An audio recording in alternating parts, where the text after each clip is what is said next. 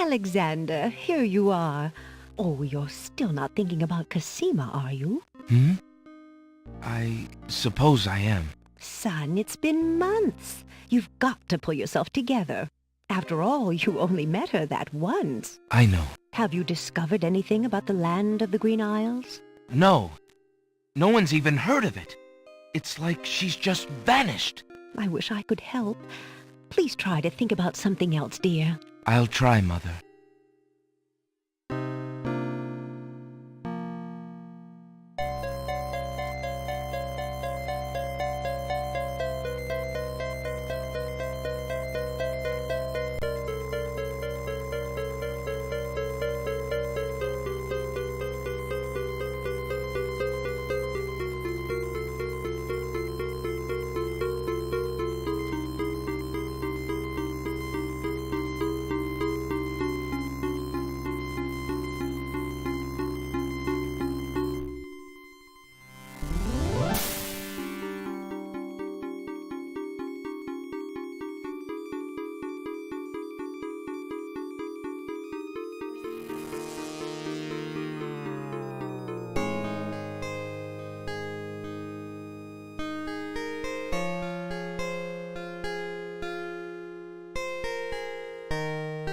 Alexander, I feel so alone.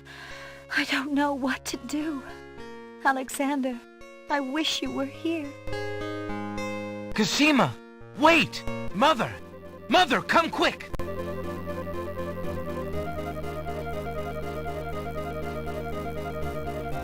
Alexander, what on earth? You're white as a ghost. Mother, I saw Cosima. She was in the mirror. In the mirror? The magic mirror? Yes! And it showed me how to find her. How? The stars! I saw the stars outside her window. I can navigate by the stars. Oh, Alexander, if you really go... It will be all right, Mother. I promise.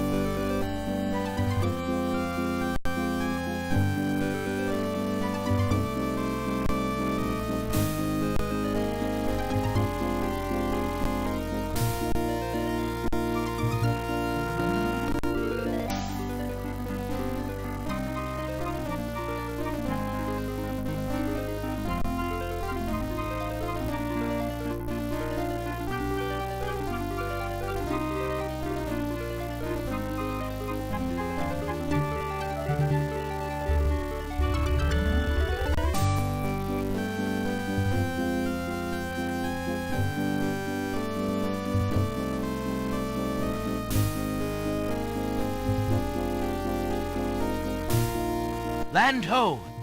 Land ho! Land ho!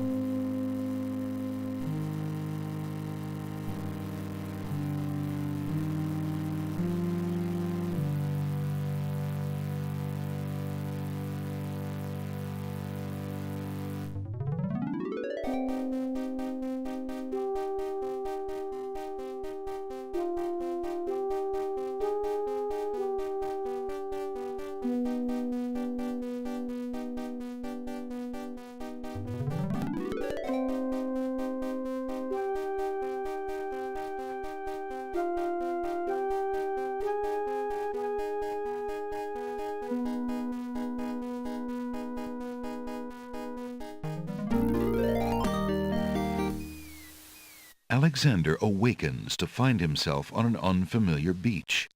For a moment, he is too dazed to remember how he got here. Then he does remember. The shipwreck, the sea. Just as he had seen his men safely into the lifeboats, a gigantic wave picked him up and tossed him overboard into the churning sea. That was the last he'd seen of his crew. Debris from the shipwreck is scattered along the shore, but of the lifeboats and his men, there is thankfully no trace. He can only hope and pray that the lifeboats survived the currents, and that his men made their way safely back to Daventry.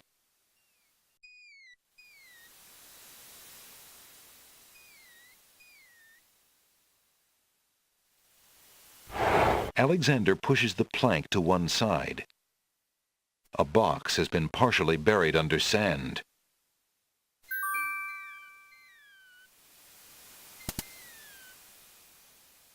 Alexander takes the coin and leaves the ruined box where it is.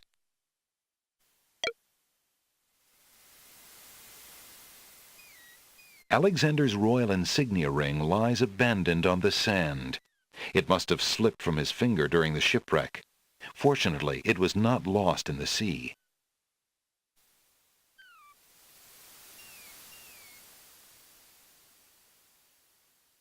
Alexander picks up his royal insignia ring from the beach. Alexander is standing on a beach littered with debris from his shipwreck. A path leads north into the lush green island. An occasional breeze rustles the nearby foliage. The ocean appears calm, but there's a dimpling pattern to the surface which indicates an undertow.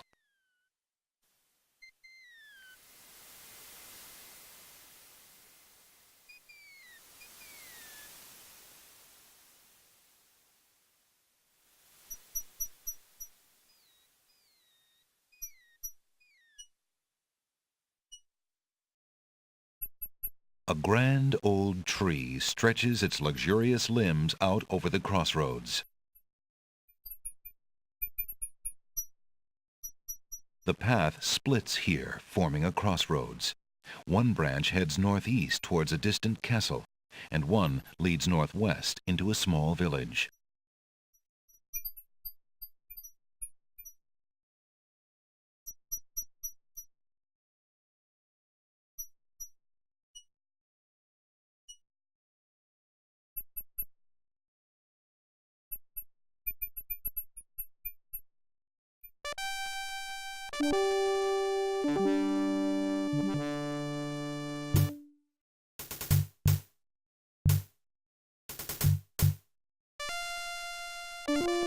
Alexander politely addresses the odd-looking guards at the castle doors, hoping to learn more about his predicament. Good day to you, guards. I was cast upon this island in a storm, and I'm a little confused about my location. Could you tell me what place this is and who lives in this castle? Hey, what is that you say? A castaway? A likely story. We haven't had any foreigners in this part since Alhazred arrived. Don't be so rude, Gruff. He's not asking for any secrets. You're standing on the Isle of the Crown, lad, and this is the Castle of the Crown. The royal family resides here. Rather, what's left of the royal family. The Isle of the Crown. But tell me, am I anywhere near the land of the Green Isles? This is the land of the Green Isles. The Isle of the Crown is the main island, foolish boy. Then Princess Cassima must live in this very castle. Aye, the princess is indeed our treasured jewel to God, and we consider it an honor. Excuse me, guardsmen, guard dogs. I've been traveling for months to see Princess Cassima. I would like an audience, please. I'm sorry, but the princess is not receiving visitors, particularly not strangers.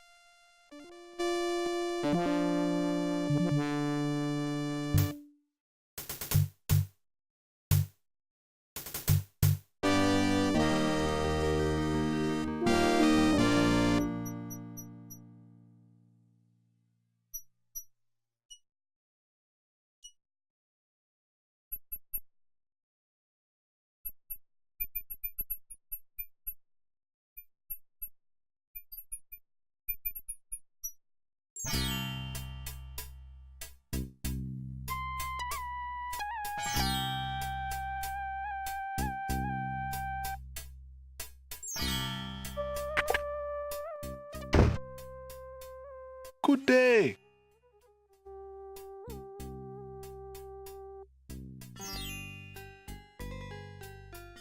Good day, merchant. What can you tell me about the land of the Green Isles? I can tell you she is in a dark time. Without the ferry, communication between the islands has ground to a halt, and so nearly has my business. Why the long ages of peace have ended, and why the crown has not done something about it is beyond me. But then, I am a shopkeeper, not a politician, and can only hope for better days. How bide you, good merchant? Quite well, though a purchase would not hurt me any. Towering mightily over the other pawn shop curiosities, the stuffed bear makes an ostentatious display. The back wall of the shop holds various odds and ends. For example, a hull hole detector for finding those hard-to-spot holes in small sailboats. A tall skeleton lends an air of mystery to the shop.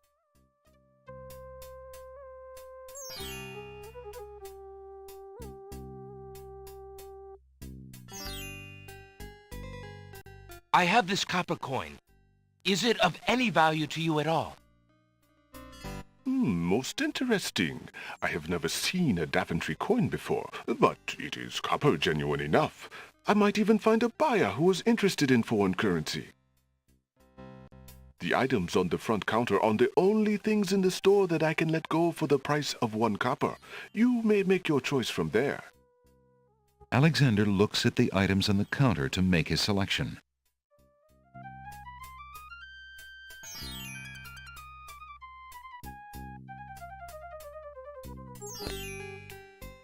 That mechanical nightingale looks intriguing. I believe I'll take it.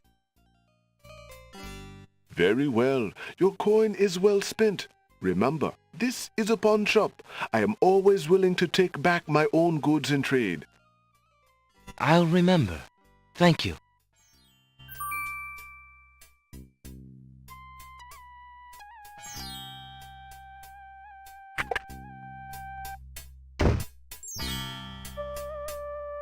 Alexander can enter the building by using the shop's door.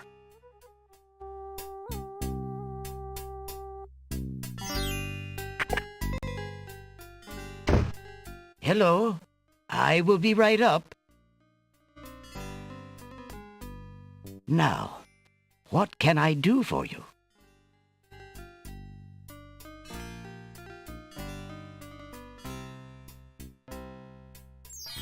Good day, sir.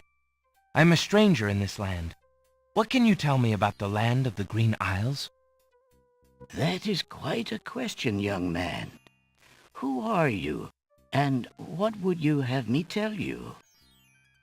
My name is Alexander. I know I'm on the Isle of the Crown, but I'd like to know whatever you can tell me about this island, and if there are other islands nearby. You are indeed a stranger. Anxious is the man who knows not the customs of the land beneath his feet. This island is called the Isle of the Crown, because the royal family's castle is here. Besides the castle, we also have this village, and the docks over to the west. There are at least 3 other islands: the Isle of the Sacred Mountain, the Isle of the Beast, and the Isle of Wonder. At least 3? Does no one know for certain? This is no ordinary land, Alexander. The land of the Green Isles has always been a place of vague boundaries, as if islands come and go. Legend speaks of a 4th island, an isle shrouded in mists. I myself have never seen it. Then, too, the land of the Green Isles is said to exist on the boundaries of this world and the next. Even darker places are reputed to be closer here than anywhere else in the world. That's quite a claim. Claim, yes, but probably just local superstition. We who live here on the Isle of the Crown, at least, sleep well enough at night. Those first 3 islands you mentioned, how might I learn more about them? Ideally, a young man seeking such knowledge would travel to their shores and learn about them firsthand. Meeting the leaders of each place would be helpful, naturally. Unfortunately, the ferry no longer runs between the islands. There has been much political unrest, and it has been too dangerous to travel for years. Perhaps the ferryman can tell you more. He has little enough to do these days. And if you haven't been there already, you might seek an audience at the castle. Thank you kindly, merchant, for all your good advice. Ah, but advice is free, Alexander. Making use of it costs much more.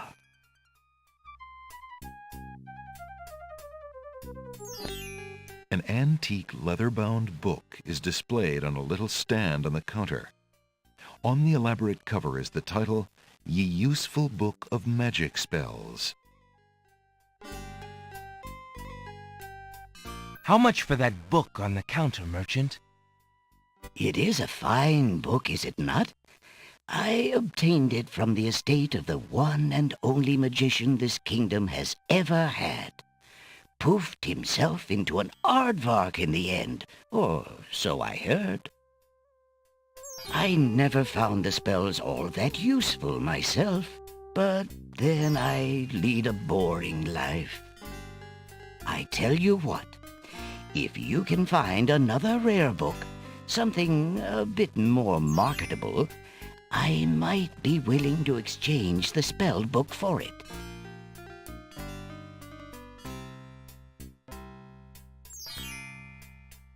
Thinking of Cosima, Alexander decides to leaf through one of the volumes of love poetry.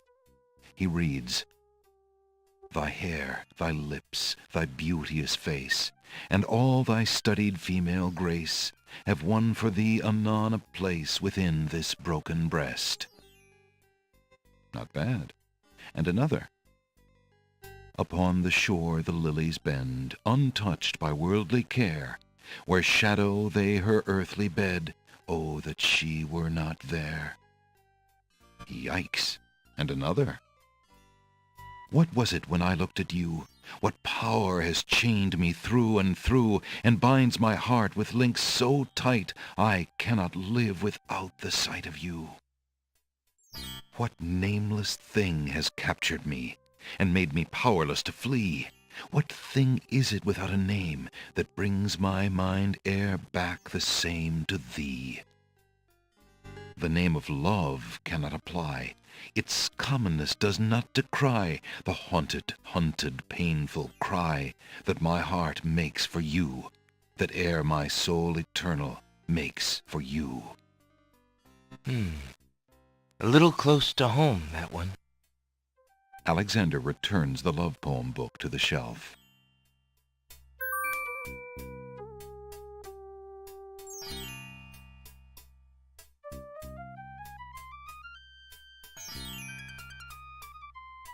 A page has fallen from the poem book and now lies on the floor.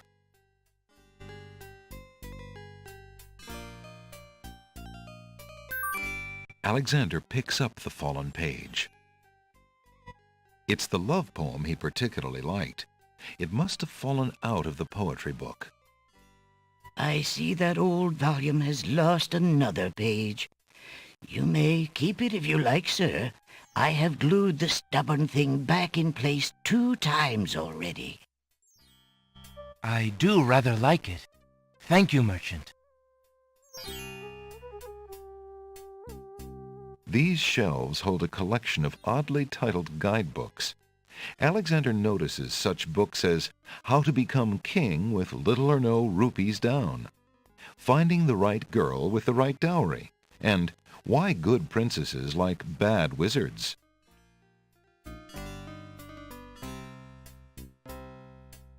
There's a book entitled The Changing Role of Court Entertainers Through the Ages on the small table in the reading area. It appears that some regular customer likes that book.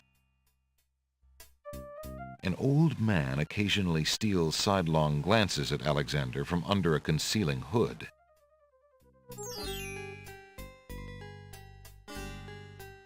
Good day, sir. The mysterious old man just ignores Alexander.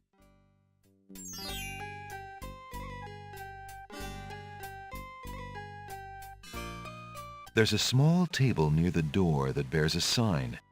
The sign has undergone a number of changes. It once read 10 pence, but that was crossed out and replaced with 5 pence, then 1 pence, then free. The sign currently reads, Take one, please. Only one book remains on the table. It looks like the bookshop owner really wants to get rid of that book.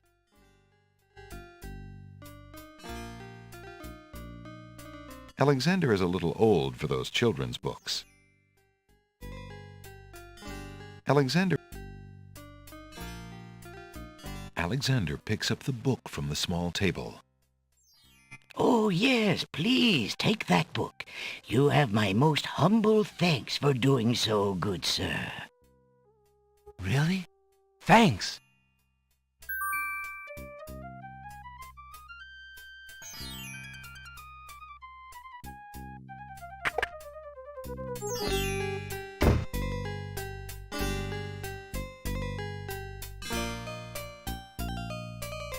Good day, peddler. Good day, sir. If you would like to get one of my fine new lamps, I'll need an old lamp in trade. Isn't it a rather bad business? Taking old lamps and giving new lamps in exchange? Well, there's always a chance that I'll find a genie. If I had a genie, I'd be richer than a king. Besides, there's always a roaring business in antique luminaries.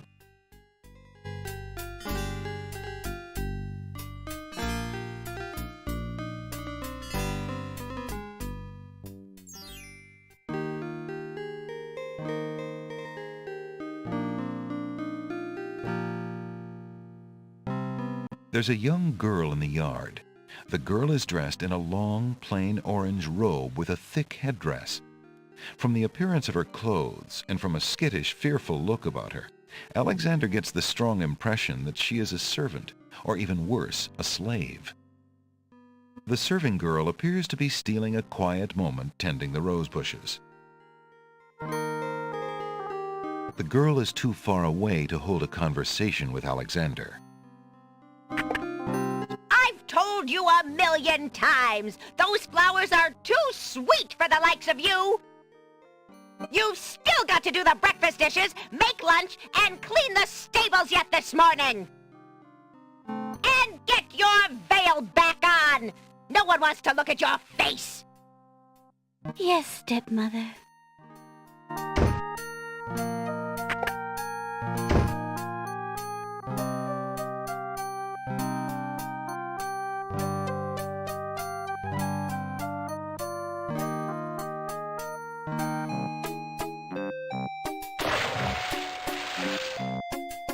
Hey, stranger, come join me. The water is wonderful, and I can show you the way to the next island.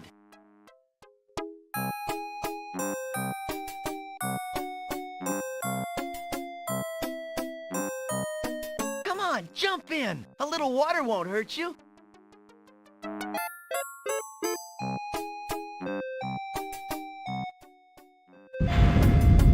That's strange. The young boy in the water just disappeared. Oh well, perhaps he just dove under the water.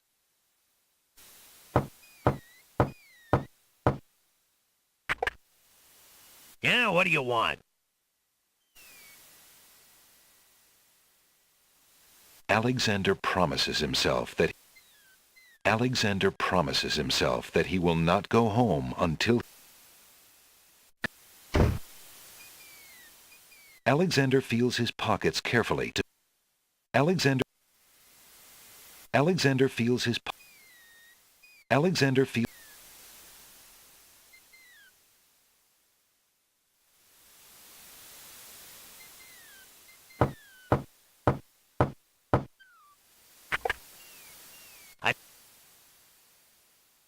The boat does not reply.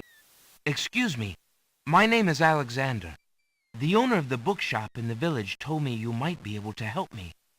I hear you used to run this ferry for the islands. I'd like to talk to you if you have a moment. You say old Allie sent you? I can't see why. The ferry's not running, you know. I understand. I'd just like to talk to you about the islands if you don't mind. Well, I guess it'd be all right if Allie sent you. Well, don't just stand there. Come on inside.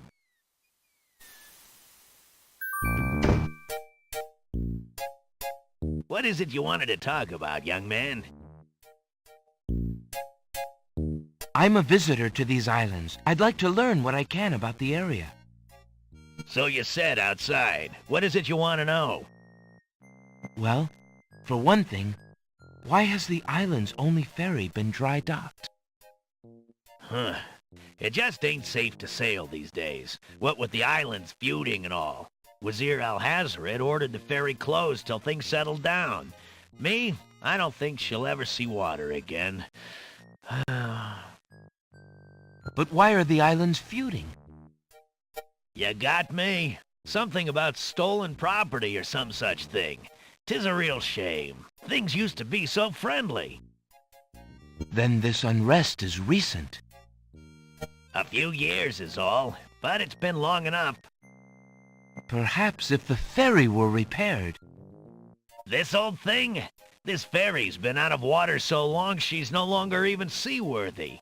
Her boards have dry rot. She'd fall apart at the first taste of seawater. But there must be some way to get off this island. There's only one other way to travel that I know of. A magic map. The owner of the pawn shop can tell you more about that than I can, Alexander. Tell me more about the ferry. I remember when I used to ferry Queen Ilaria and Princess Cassima themselves. There was no thought of danger back then. They used to go visiting to care for the needy and to keep up the friendly relations between the islands. I remember their last trip. Things had started getting nasty by then, and when they came back aboard, I gathered that the Queen and the Princess had been received a bit coldly. Princess Cassima was such a pretty thing, and she was terribly upset. But who could be spreading these lies, she asked the Queen, but the Queen had no answer. What do you do now that the ferry no longer operates? Me? I'm out of a job. The job my ancestors have held for generations. I'm the only one trained to avoid the reef and the rocks. But that knowledge does me no good now. Is there no other boat on the island? One that might be more seaworthy? Boats don't last long on these shoals, as you may have found out if you got here by ship. You can be quite sure that this old ferry is, or was, the only craft on the island.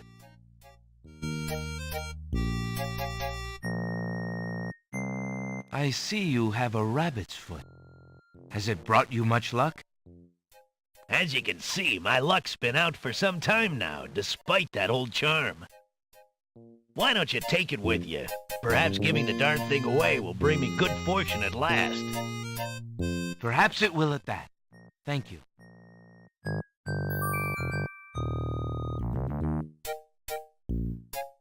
Well, I think I'll be going now. Thanks for allowing me into your home. Posh, not at all. It breaks the boredom, if you know what I mean.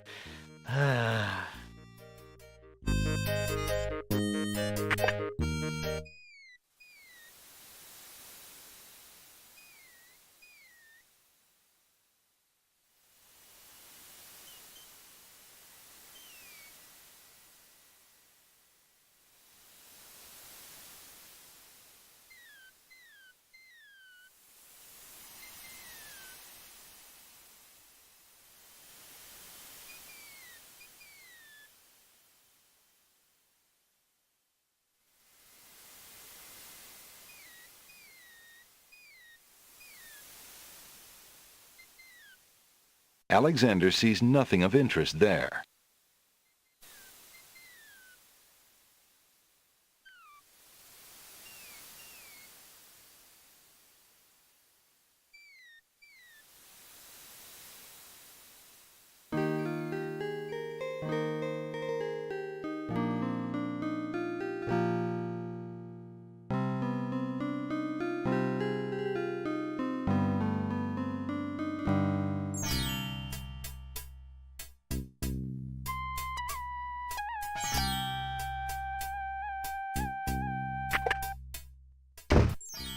Good day.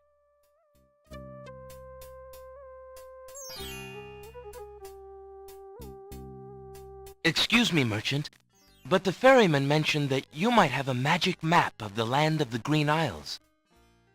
Why, as a matter of fact, I do. I keep it under the counter.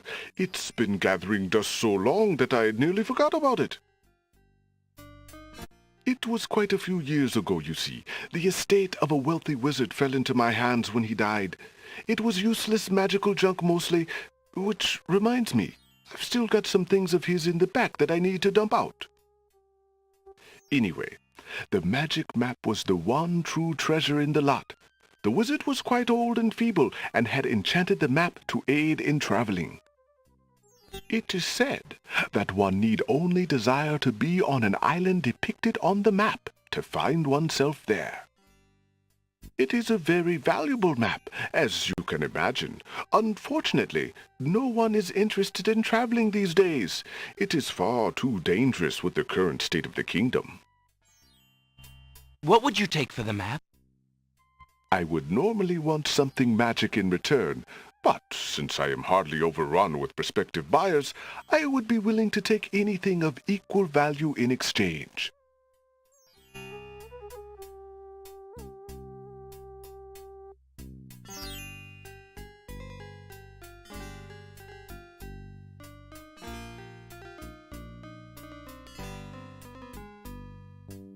If Alexander wants to exchange one of his possessions, would you be willing to take my family ring in exchange for the magic map?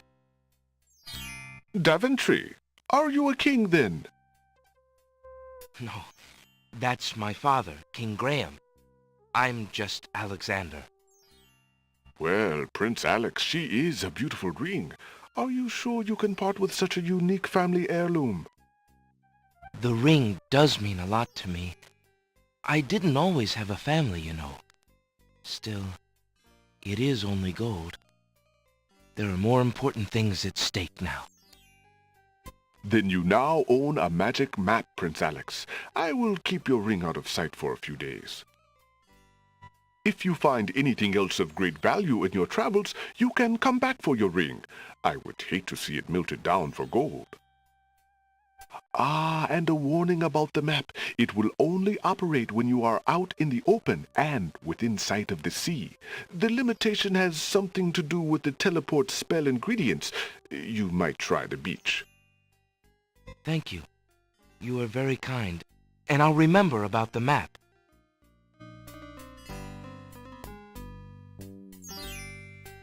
Suddenly, the old man in the concealing cloak sneaks past Alexander, and with a sneaky dart of his hand, steals a mint from the candy jar. The old man stuffs the mint into his mouth and wobbles unsteadily out of the pawn shop.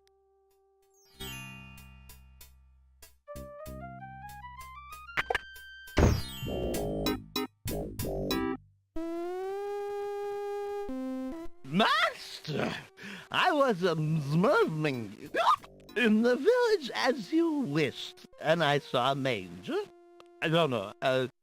Danger?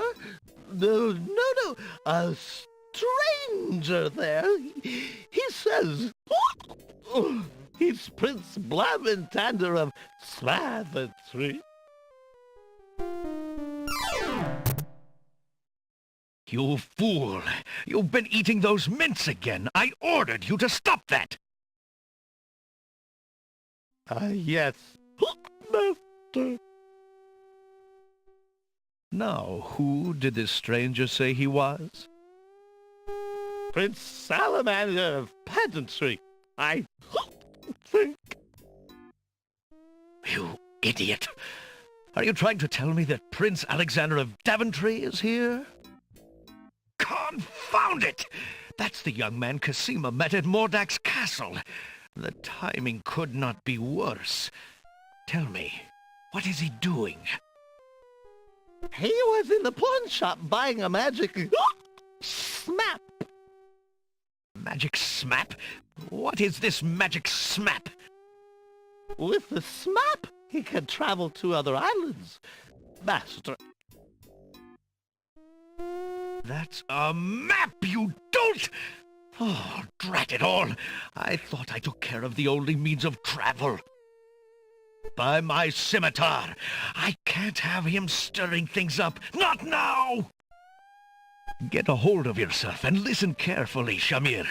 Go to the other islands and tell them...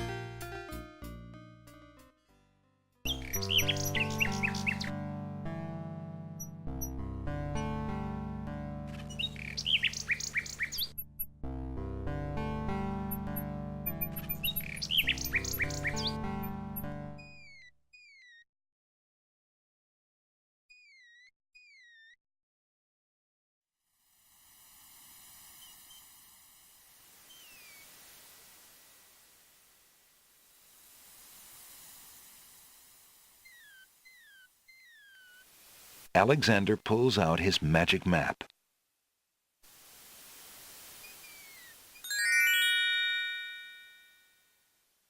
Alexander feels a strange pulling sensation.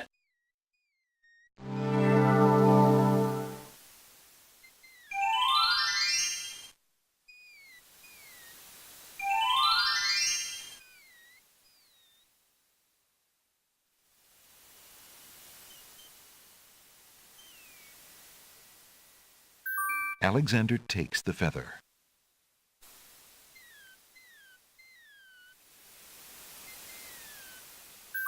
Alexander picks the flower and is startled by its hideously strong skunk-like odor. For a moment he can smell nothing else. There appears to be something etched into the face of the cliff. Alexander decides to get closer.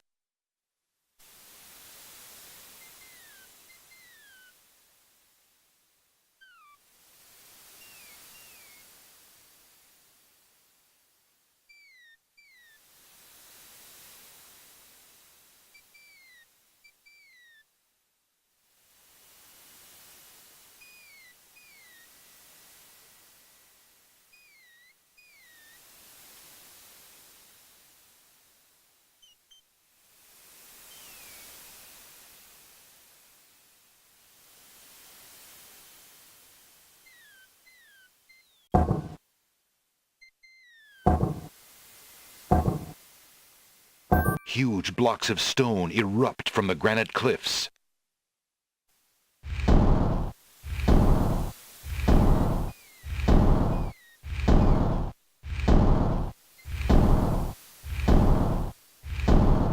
Alexander stares with wonder.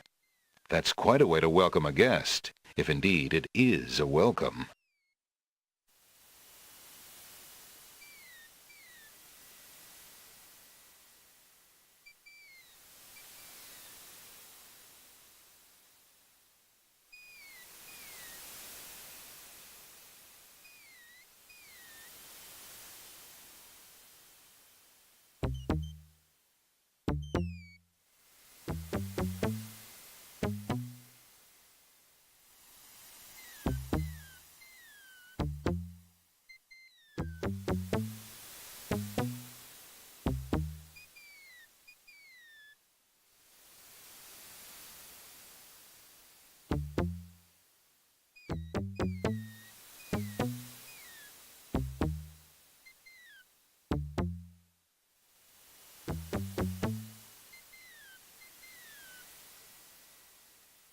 Alexander examines the strange etchings in the face of the cliff.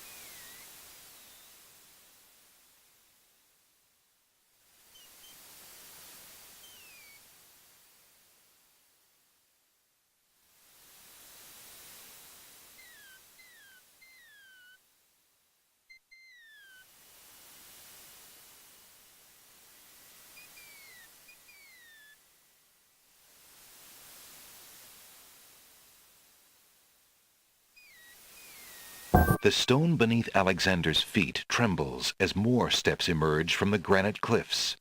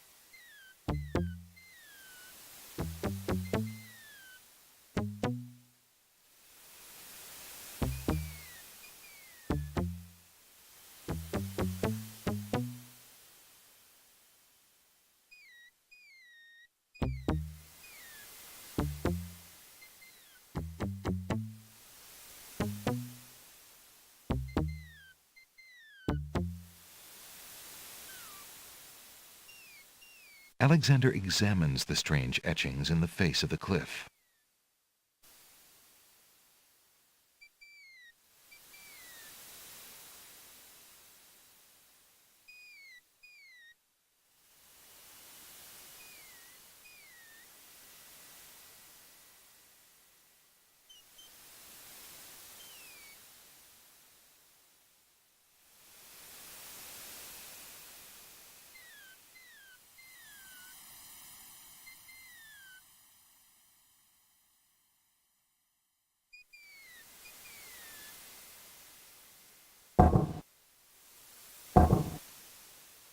The stone beneath Alexander's feet trembles as more steps emerge from the granite cliffs.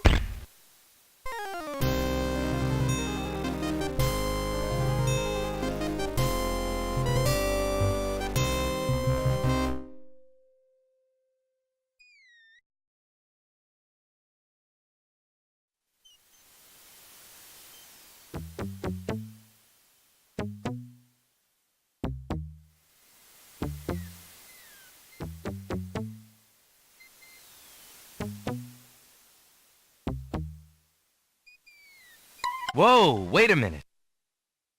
Whoa, wait a minute.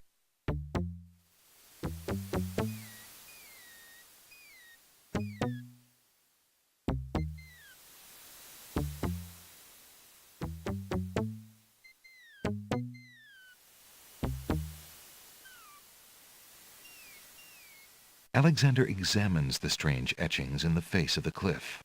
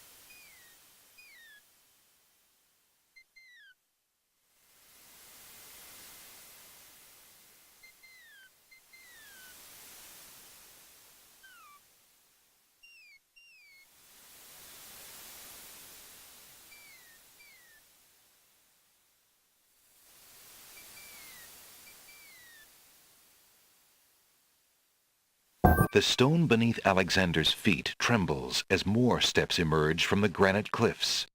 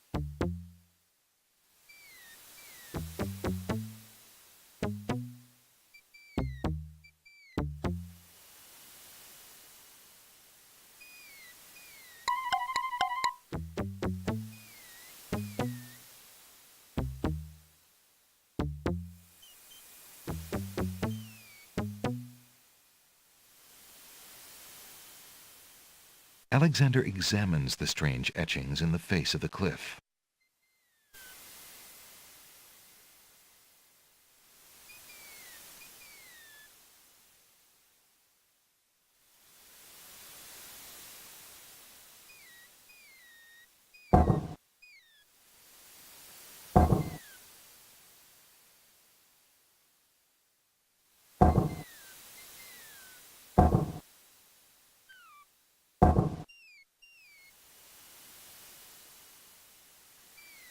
The stone beneath Alexander's feet trembles as more steps emerge from the granite cliffs.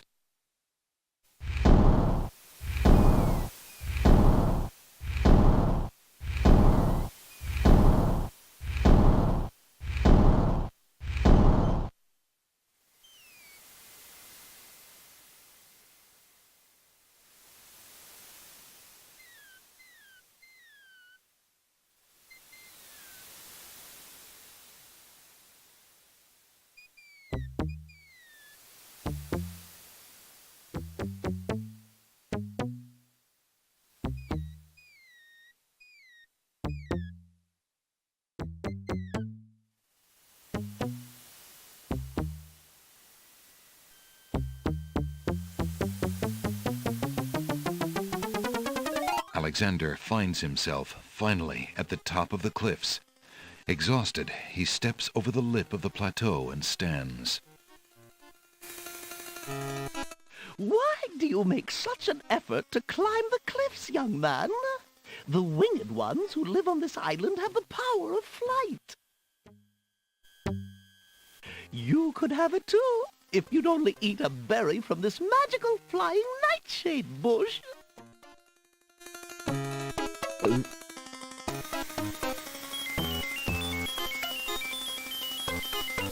See? The sweet berries will make you float like a petal on the wind. Try some.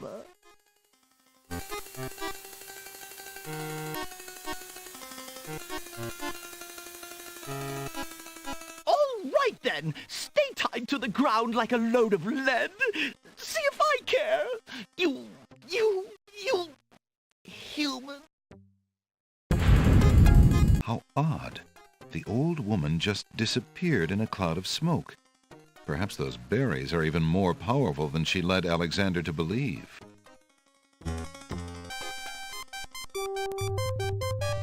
Look, an intruder! Hold! How did you get up here, human? I climbed the cliffs. That is not possible. No one has solved the cliffs of logic in several centuries, and if the cliffs were to be solved, it would certainly not be by a human. I didn't mean to trespass. I only wanted to visit this beautiful island. No visitors have been welcome on the Isle of the Sacred Mountain in years. Not since the Red and White Queens had spies in the guise of friendly visitors steal our island's sacred golden fleece. But we will not display such foolish trust again. You will have to answer to Lord Azure and Lady Ariel. They will determine what will be done with you. I can assure you, it will not be pleasant.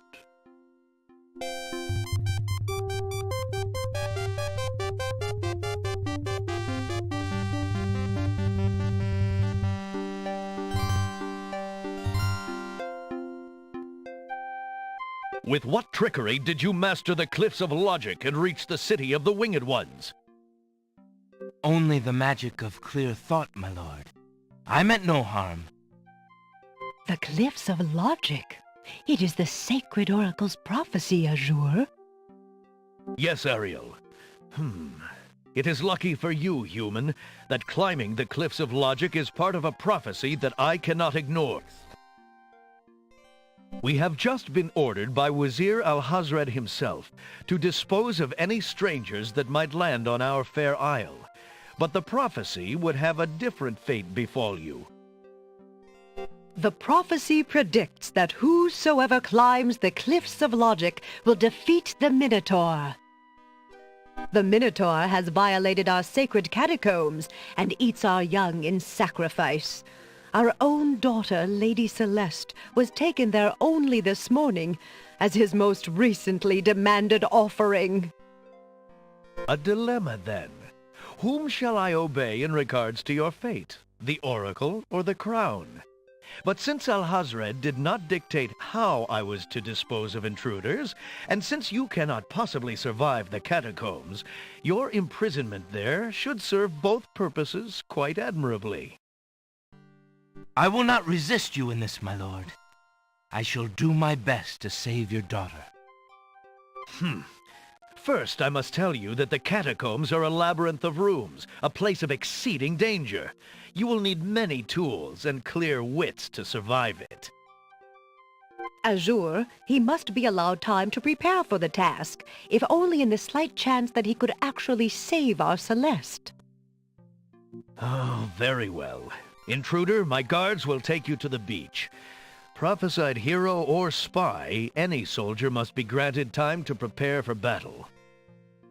Be warned, if you have the courage to actually return to the Isle of the Sacred Mountain and face your destiny, my guards will have orders to take you to the catacombs on sight. I understand, Lord Azure. If by some miracle you succeed, human, the prophecy grants you a visit with the sacred oracle. Her powers are mighty, her vision all-seeing.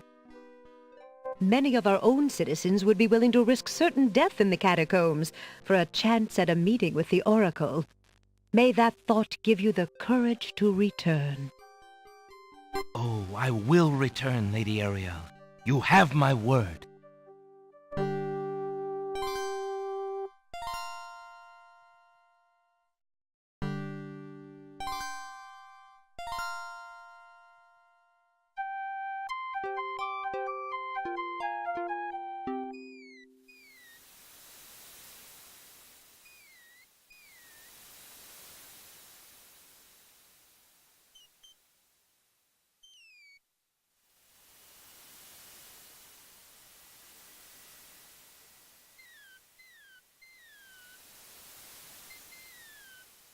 Alexander pulls out his magic map.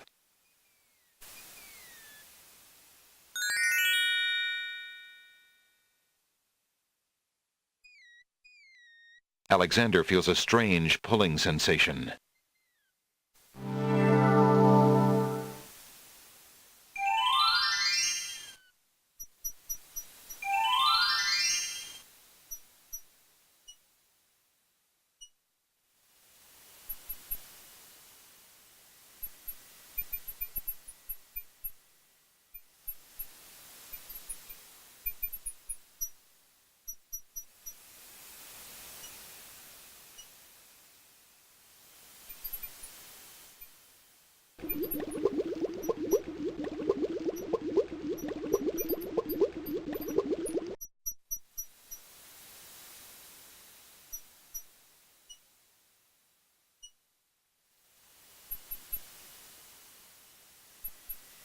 Alexander pulls out his magic map.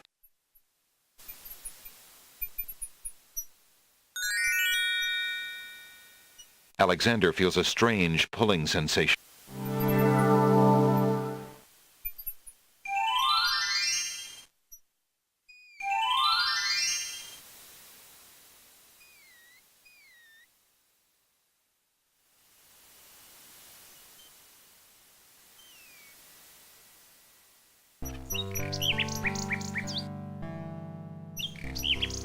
A nightingale perches on a high branch of the tree. She sings the most beautiful song Alexander has ever heard.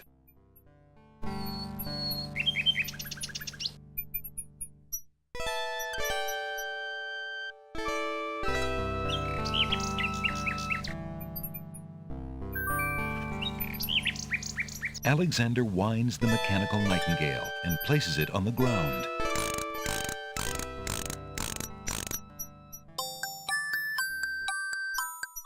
The mechanical nightingale sings a sweet, tinny tune. The real nightingale in the tree cocks her head and listens intently.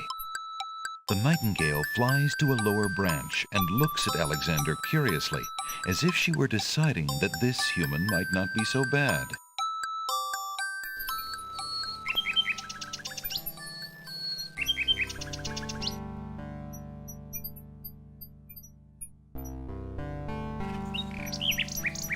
There's no reason to use. Alexander holds out the poem to the nightingale. To Alexander's surprise, the nightingale swoops down and grabs the page from his hand. The nightingale flies off towards the castle with the poem. Where might she be taking it?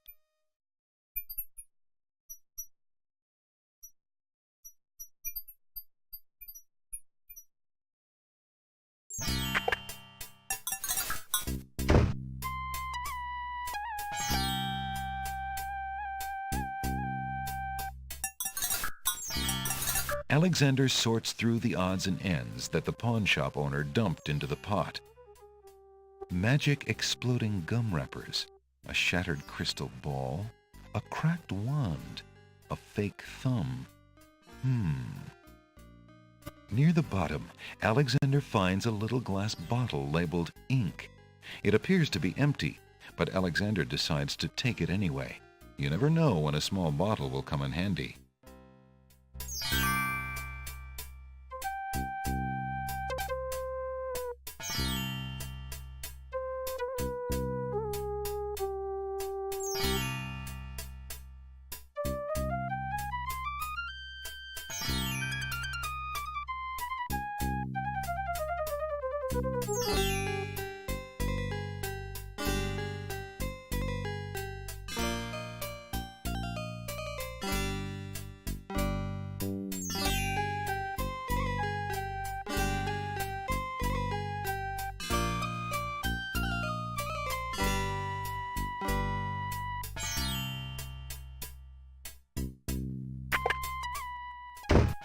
Good day, Prince Alexander.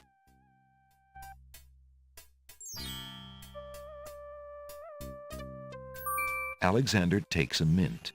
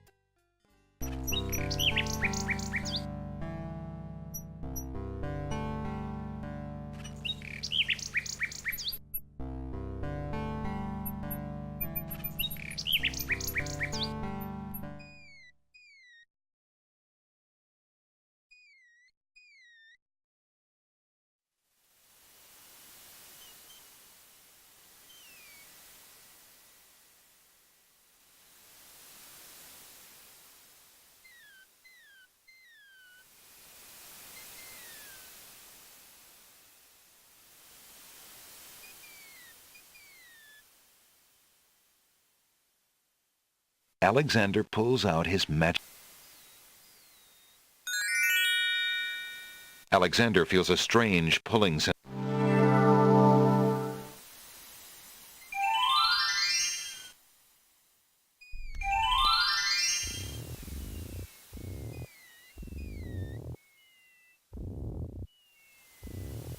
Alexander hears someone coming.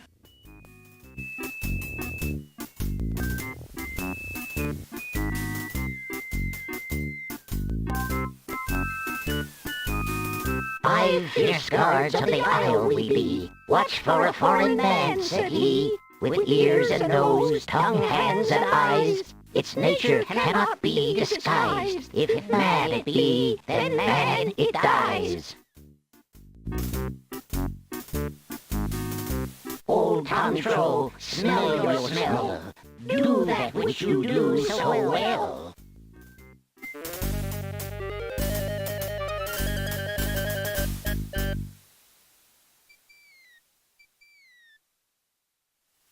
Alexander holds the flower of stench out to the gnome with the jumbo nose. Tom Troll I am, that's all I'll be. My nose knows all on land and sea. A flower of stench has washed ashore. A flower 'tis all, and nothing more.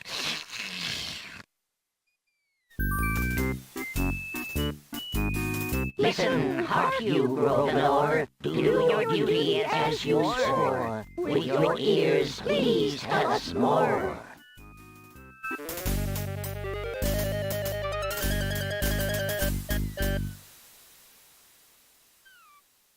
Alexander winds the tin nightingale and plays.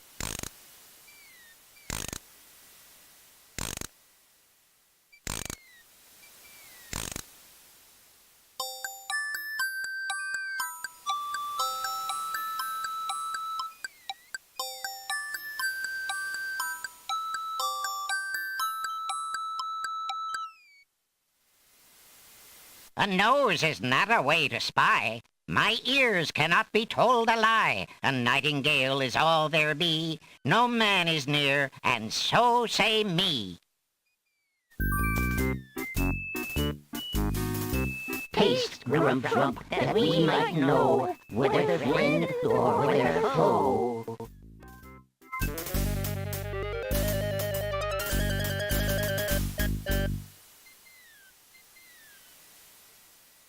Alexander holds the mint out for the gnome with the gigantic mouth. Grump knows a tasty treat. It matters not what others bleat. No danger is this one so sweet. Trilly dilly, use your hands. Is it beast or is it man?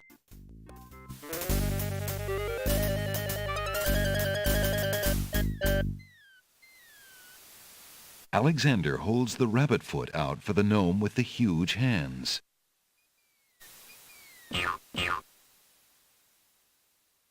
Be all you mad? What aileth thee? A bunny can't trill merrily. A hare does not at all taste sweet. A rabbit here is all we greet.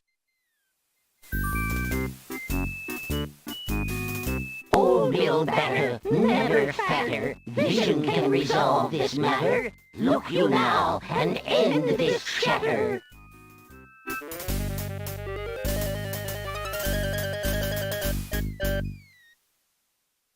Alexander pours the contents of the empty-looking ink bottle over himself. By all that's beauteous, fair, and sightly, 4 morons do I sleep with nightly. There's nothing there at all, I say. Enough of this. Let's now away.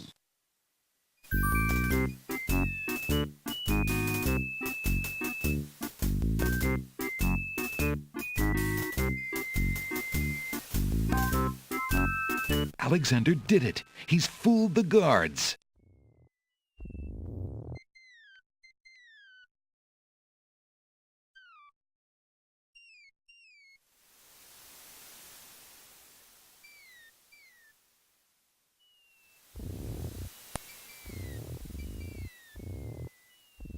A string of letters floats in the water. The letters spell out, "Where are you going?" Alexander's heard of alphabet soup, but this is ridiculous.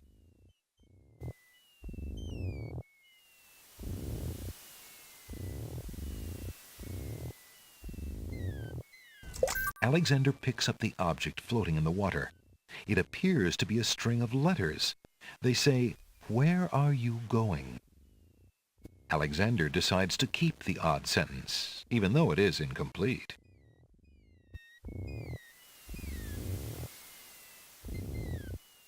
Why aren't you asleep like the other oysters? Oh, I'm so weary, but I can't sleep. I have a terrible ache in my mouth.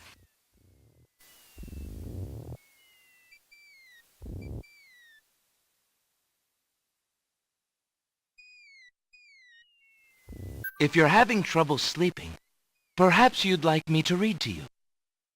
Hey, that would be great.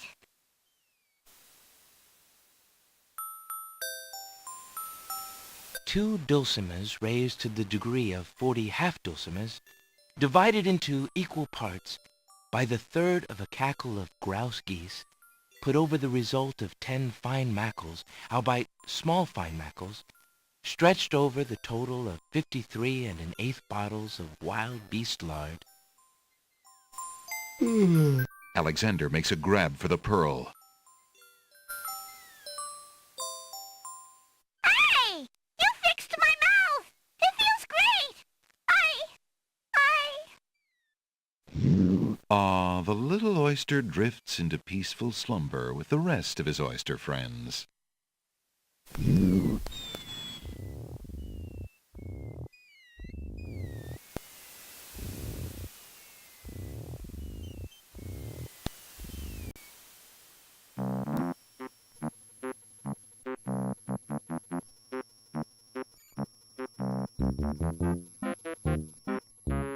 Piles of stacked books, looking ready to topple at any moment, have been arranged haphazardly on the sandy ground.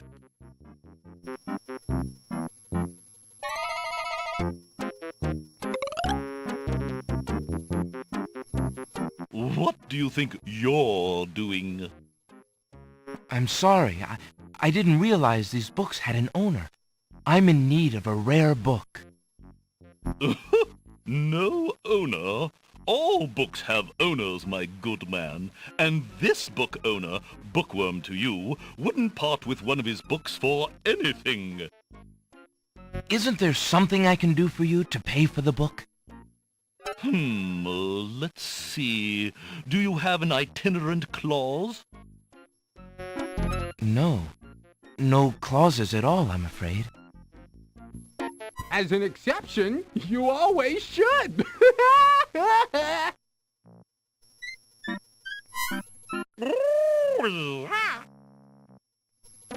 Don't mind oxymoron and diphthong. They're fairly limited grammatical principles, you know. Let's see. A marsh pig that does Texas? No. I'm afraid not. A dangling participle? I'm fresh out. A purple fiddle whacker? No, I don't think so. Sorry. An idiosyncrasy, perhaps? Afraid not. Ha! Then what good are you?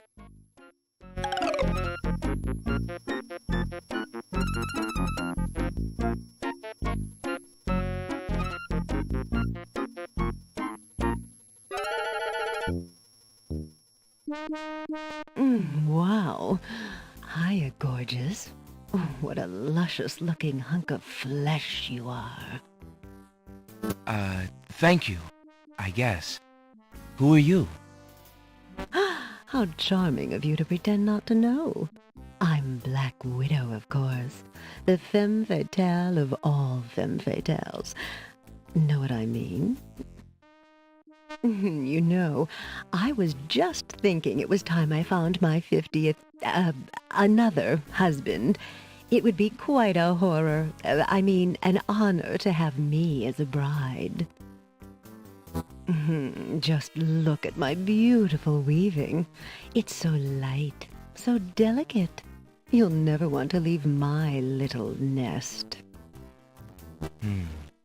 It is a lovely web, but my heart is elsewhere, I'm afraid. Oh, drat! The loss is yours. I'm sure you'll change your mind once you consider the advantages.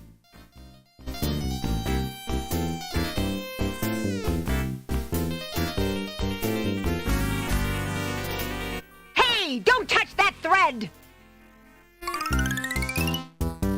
Alexander snatches the scrap of parchment, curious to see what's written on it.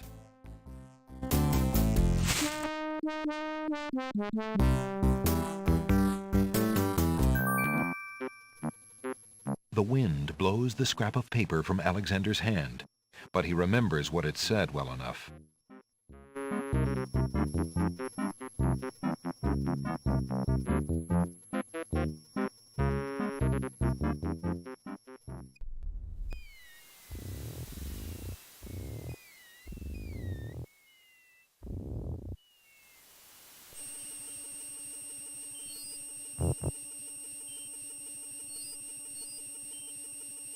A mushy swamp lies just off the path. It doesn't look like very good swimming. Milkweed thrives near the mucky swamp. Small bottles filled with milk grow on it like fruit.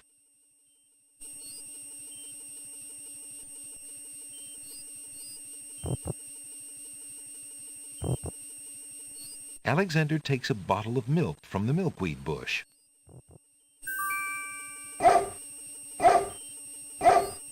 Apparently, the dogwood tree doesn't like Alexander standing that close. The fallen log has a good-sized knot or bump.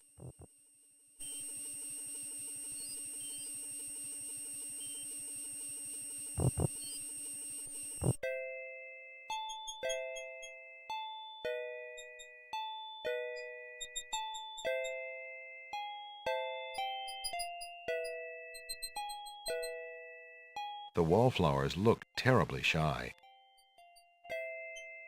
A colorful array of snapdragons stand guard to one side of the path. Alexander takes a close look at the tomato on the ground. It appears to be darker than those on the vines. What are you staring at there, boy? Go away, you rootless thing, you! Yeah. Yep, that tomato is definitely rotten. Unless Alexander is mistaken, those plants must be baby's tears.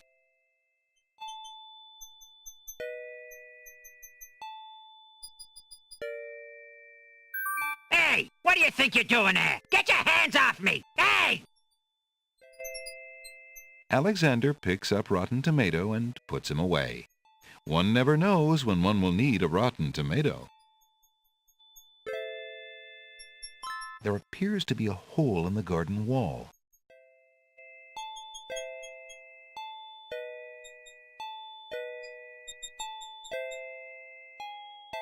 Through the hole in the wall, Alexander sees a land that resembles a giant chessboard. Wow, it really is a hole in the wall.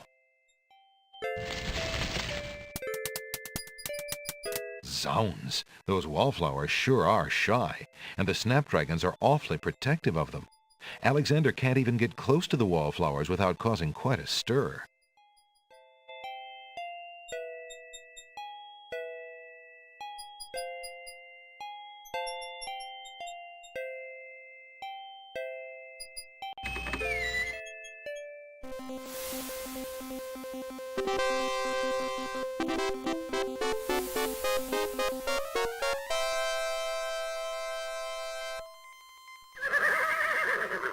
Excuse me, what land lies beyond?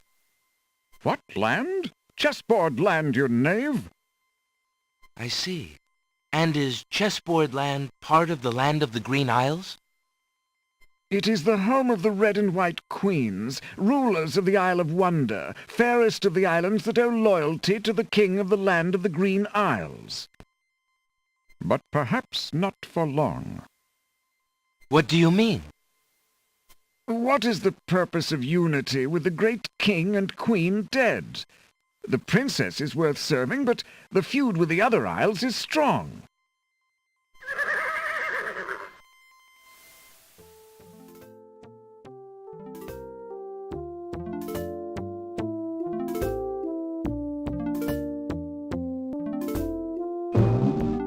I must insist, Your Highness. I shall send the lump of coal to the Vizier and the Princess as a present for their wedding, and that's the end of it. And I suppose you'll leave me with only this stupid spoiled egg to send, Your Highness. I want to impress the new king and queen of the realm as much as you do. As queen of this island, I have every right to that lump of coal. Who isn't queen of this isle? The lump of coal is in my possession. Therefore, I shall do as I please with it. Besides, there's nothing wrong with that spoiled egg. The egg, though delightfully spoiled, is not nearly so valuable as the lump of coal, and you know it. Your Highness always got to carry the singing stone. It's not fair that you get the coal, too. That doesn't count. The singing stone was stolen by that horrid beast. I should get to keep the coal just because my stone was stolen. It wasn't your stone. It belonged to the Isle of Wonder treasury. Your Highness always thinks that everything is hers. Excuse me, my good man, but could you settle an argument for us? Which of us should get to carry the coal and which the egg? Remember, white is the color of deserving truth and virtue. Quiet, Your Highness, and let him make up his own mind. I, for one, shall be more proper, and not even mention the fact that red is the color of love. I'm sorry, Your Majesties. I'm partial to both red and white, but I'm afraid that I don't know how to solve your problem. One of you will just have to be gracious and allow the other the lump of coal. What a ridiculously stupid idea. Quite ludicrous. He was a lot of help, wasn't he? Oh, yes. Obviously a man of high intelligence.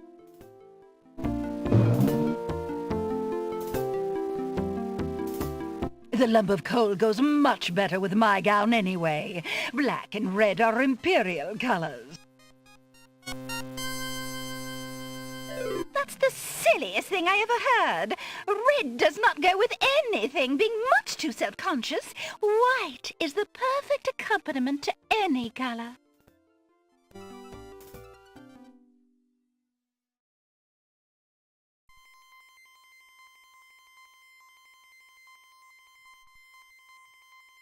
Alexander picks up the Red Queen's scarf.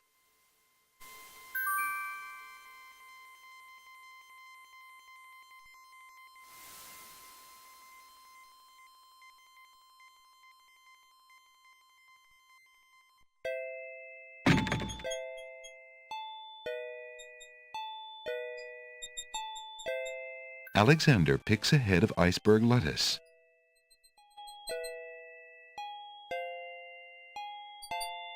Ye gads! Is that cold?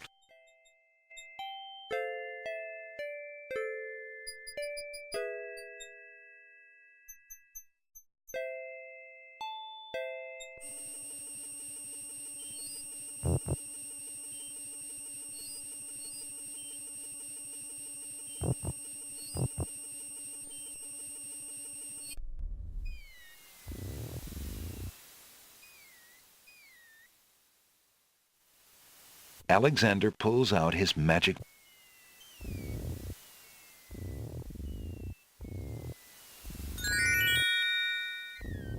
Alexander feels a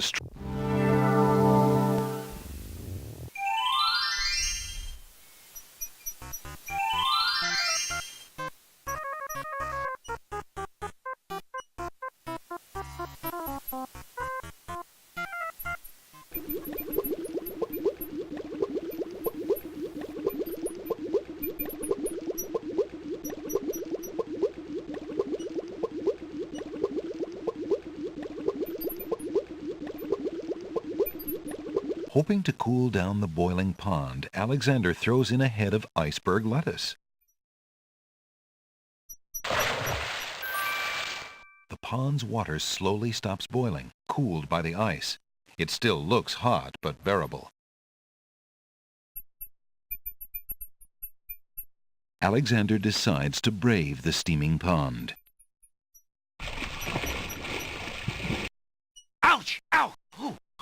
Ouch! The pond is no longer boiling, but it's hardly bathwater. An old abandoned hunter's lamp is hanging on one of the trees. Alexander wonders who might have hunted in these dense woods.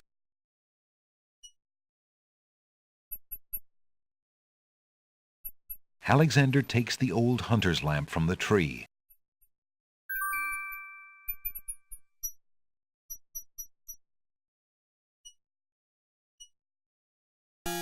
As Alexander continues down the path, he gets the strange feeling that he's being watched. Come on over here and see what I'm doing with these flowers. Never mind that stone fella on top of the gate. He won't hurt you any. He's just there to scare you.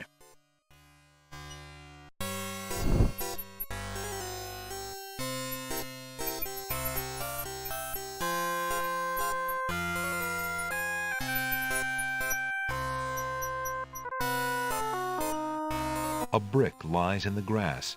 It must have come from the old brick wall.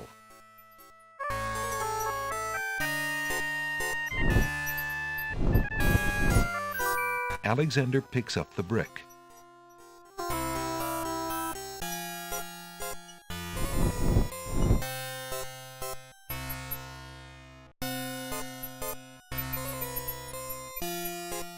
You aren't going to listen to me, are you? Well, we'll just see about that. That's odd. The gardener just disappeared.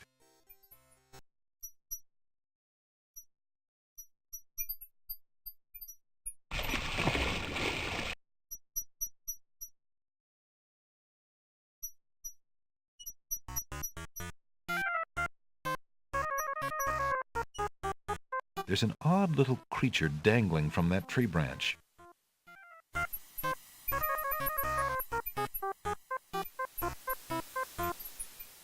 Hello, friend. Aren't you an odd-looking little fellow? I'm not. Odd-looking you are. Oh, I'm sorry. I didn't realize you could speak. Speak not. Funny is, speech I am and nothing but.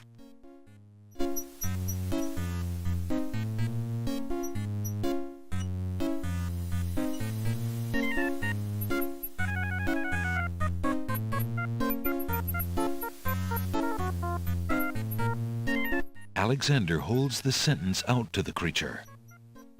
This sentence seems in need of an ending. Perhaps you could finish it? Where are you going? Where are you going? Know what I do? Where are you going to? Like you I do. Go I with you?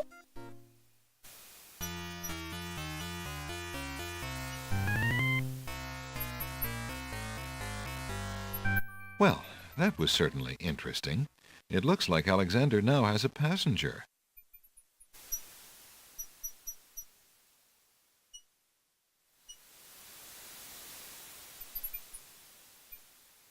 Alexander pulls out his magic map.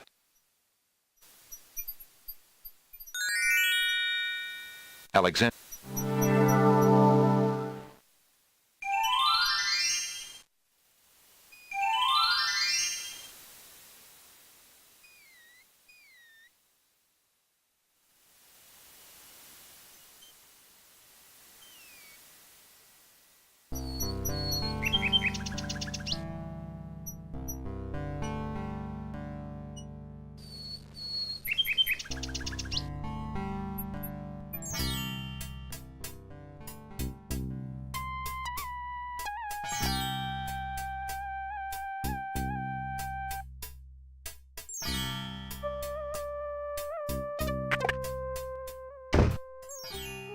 Your candy dish is empty. I am sorry, sir, but I have no more mints. Somebody has eaten them all. Well, get some more then. I fear that is impossible. Without the ferry, I can no longer get imports from the other islands, and we do not grow mint extract on the Isle of the Crown. Oh, I hate not getting what I want.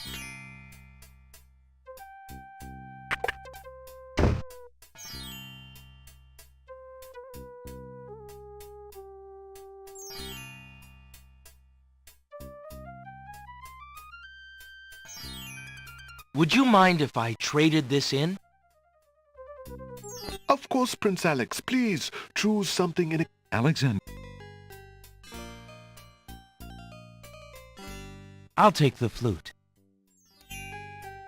The flute? Very good, Prince Alex. May its music always be sweet. Feel free to trade it back at any time. Thank you.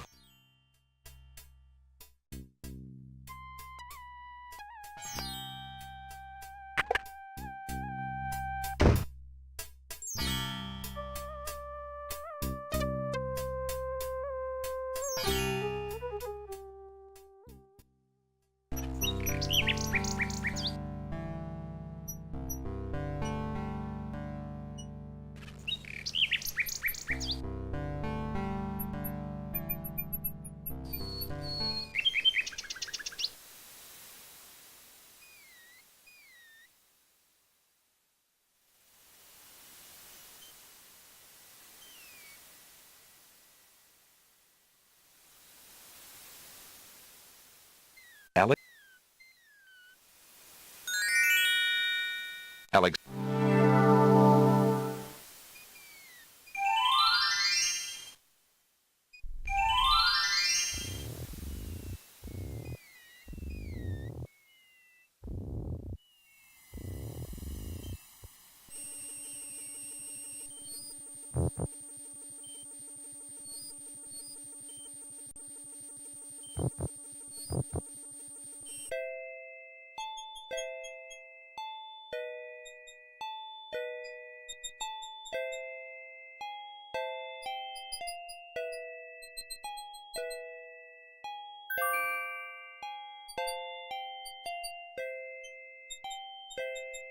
May I have this dance?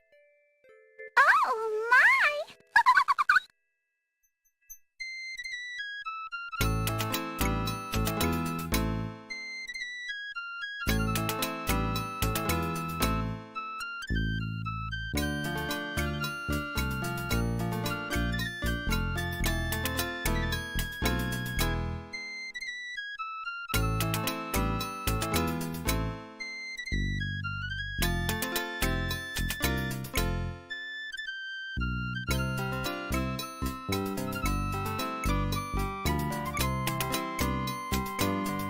Alexander stops playing the flute, but the wallflowers and snapdragons continue to dance, caught up in the music and oblivious to everything around them.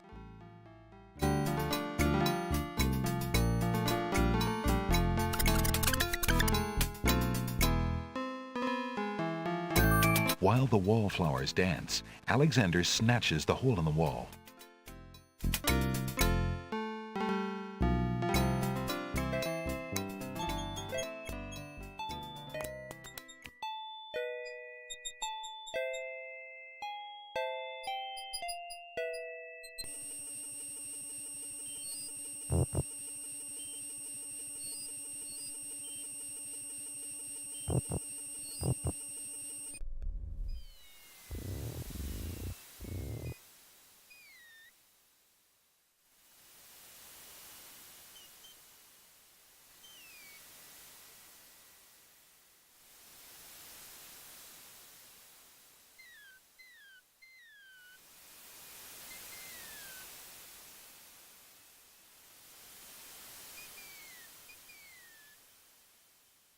One end of the creature resembles a miniature dragon, while the other looks like a possum.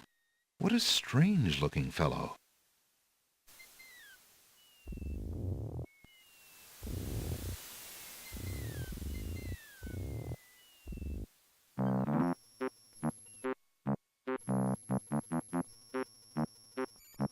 Are you there, most venerable bookworm?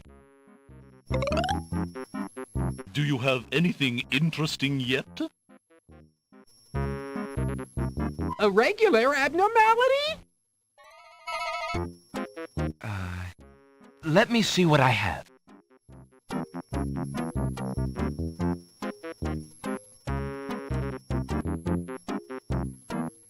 I found this little fellow lost on another island. Coming home I am too. There you are, you naughty boy. I told you not to leave the island. Glad I am seeing you too. A most solemn celebration.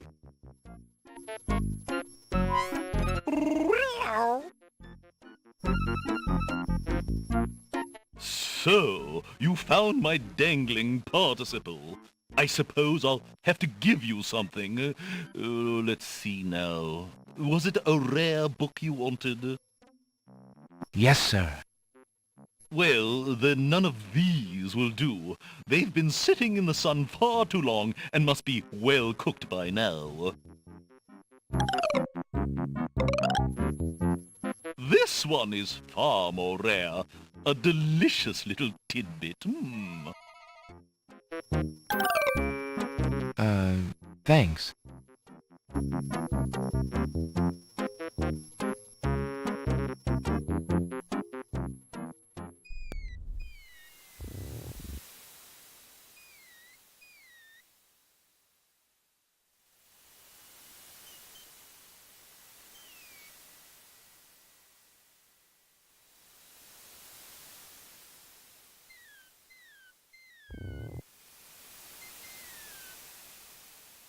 Alexander pulls out.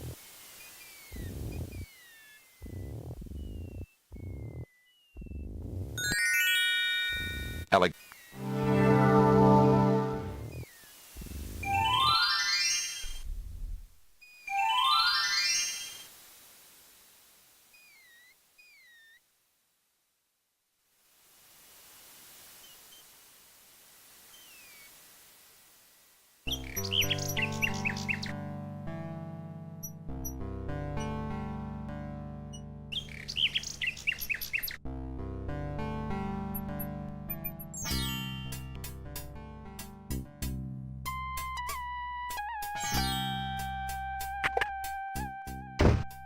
Good.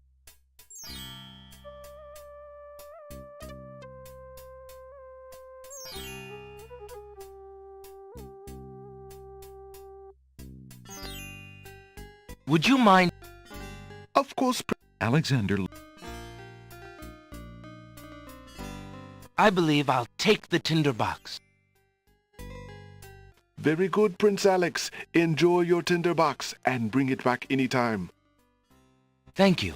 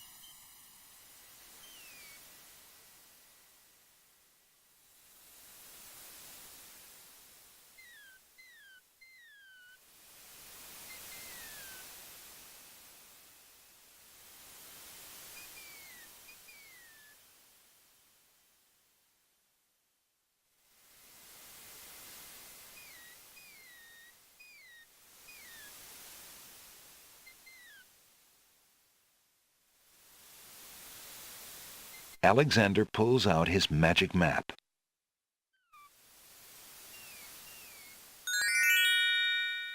Alexander.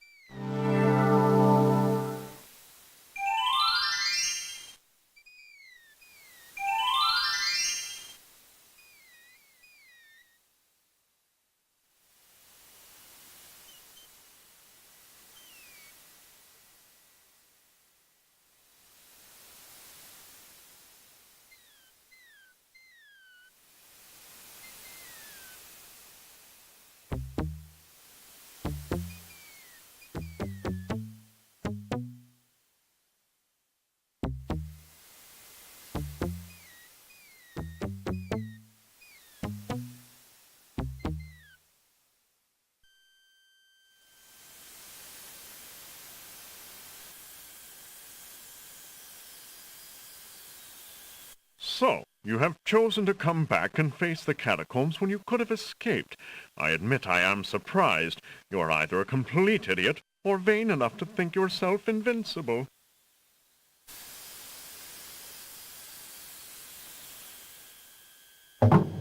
And you are far wiser, I suppose, to leave a maiden to die, to not fight this plague on your own people? Bravery and suicide are two different things, human. You will have a chance to renounce your choice soon enough, when you lay trembling under the Minotaur's hooves. We shall see. Thanks for the escort. We only escort you to your death. May the fates make it quick so that you do not have to scream long.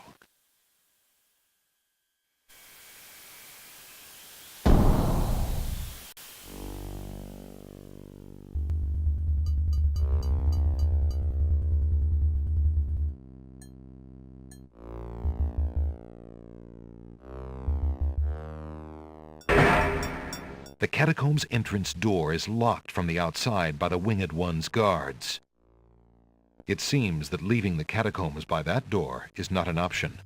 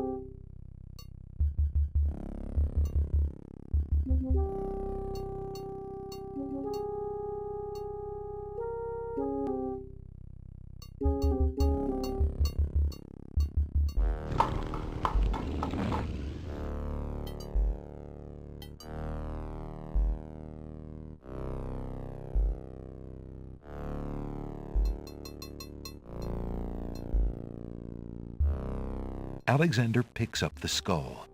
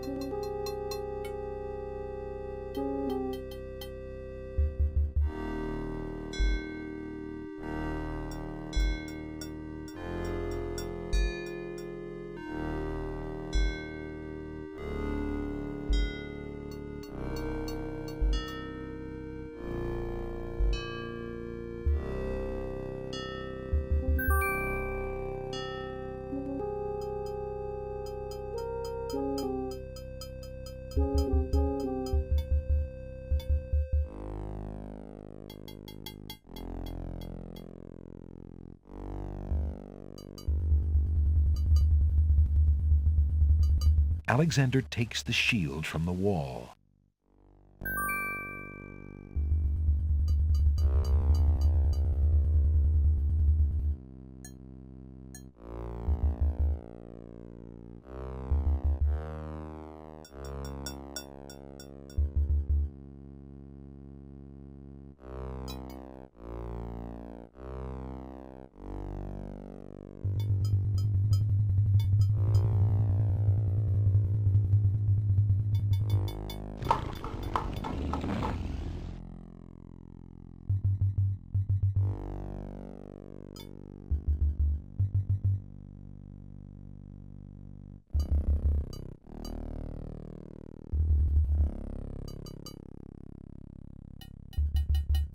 Alexander finds 2 coins on the skeleton's eyes.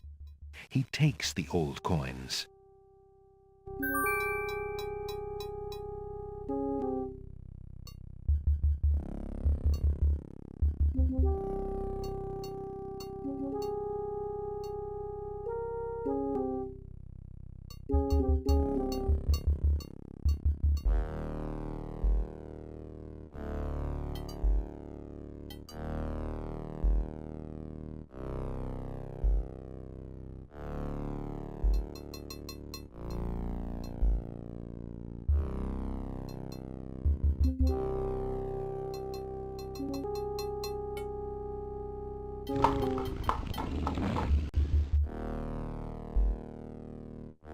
It's a trap.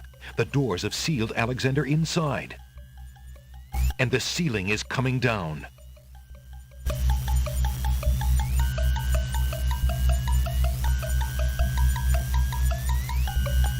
In a desperate move, Alexander throws a brick into the grinding gears. The brick is caught between two cogs. The gears shriek and shudder. The mechanism grinds to a halt. The ceiling is stuck. The trap is sprung.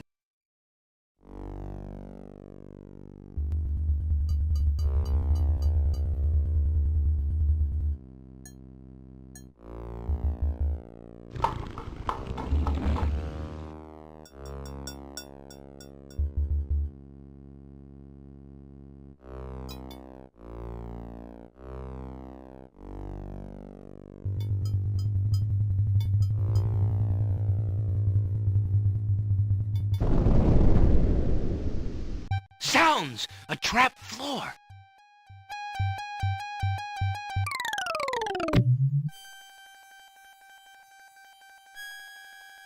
Alexander seems to have fallen to a lower level of the catacombs. Wherever he is, the place sure is dark. Alexander can't even see his hand in front of his face.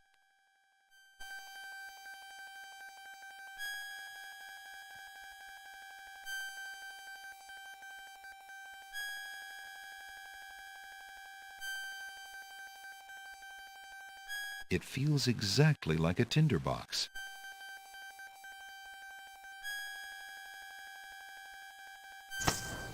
Alexander takes the candle from his tinderbox and uses the flint in the box to light it. Aha! So that's why it's dark in here. A torch is out. Alexander lights the extinguished torch and puts his tinderbox away.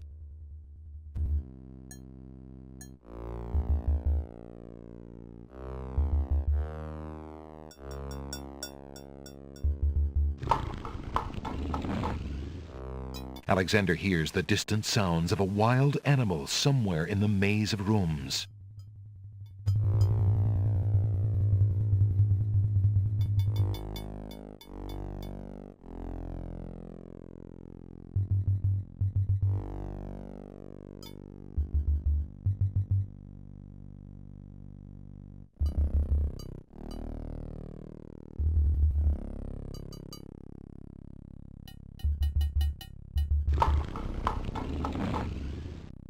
Alexander hears a low growling, so faint as to seem born of his fired imagination rather than of any living creature.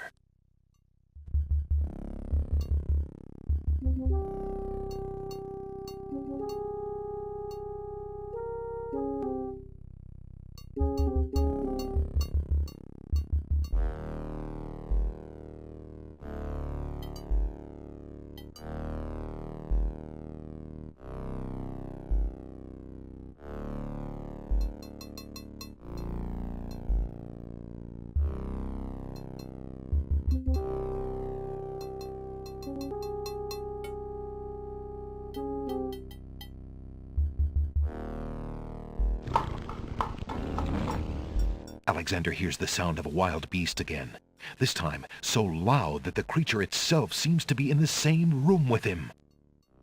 The noises are coming from the other side of the east wall.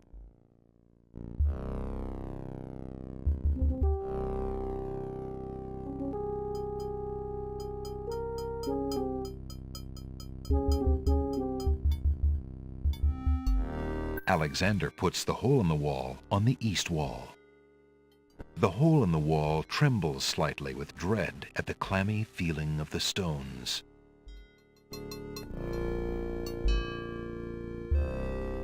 Alexander peers through the hole in the wall and sees just another room in the catacombs.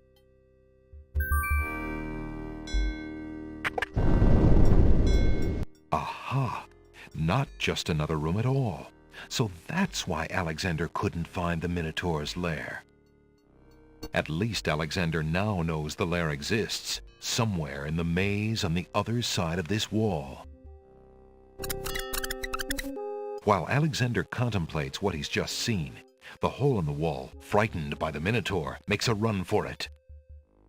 Alexander hopes the little creature finds its way home to the Isle of Wonder.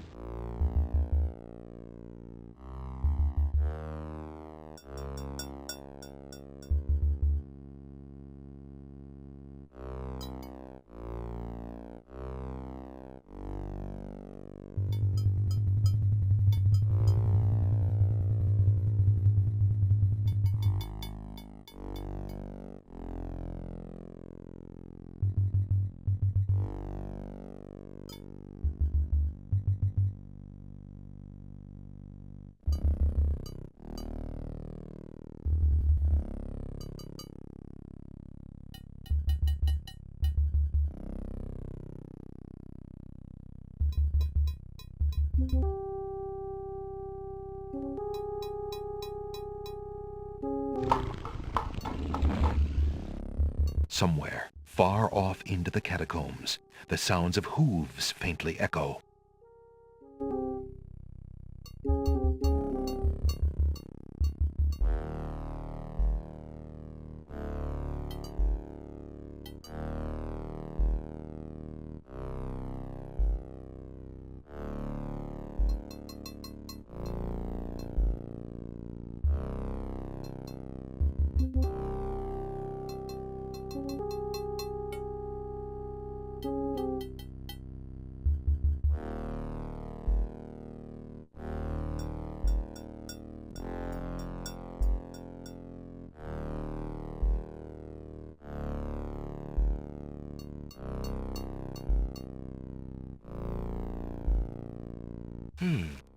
This tapestry looks familiar. Now let's see. I don't feel anything. Aha! A hidden latch. Alexander triggers the little latch. A secret door rolls open.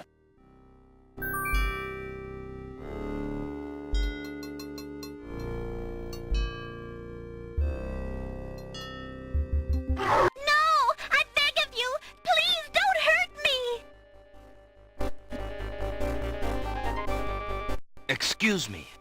I demand the release of that maiden this instant, you fiend. Lady Celeste looks wildly around the room for the source of the strange voice and spots Alexander. You there, human! Help me! Help!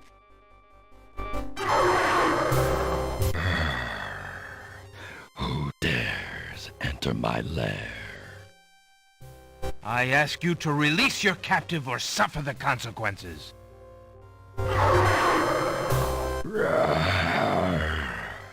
Never. You die, human. As the Minotaur advances in attack, Alexander slowly backs away.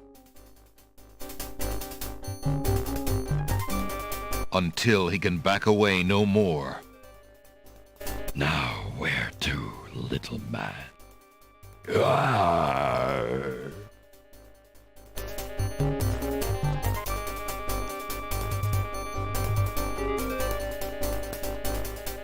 Alexander, his back inches from the fiery pit, tempts the Minotaur with the Red Queen's scarf.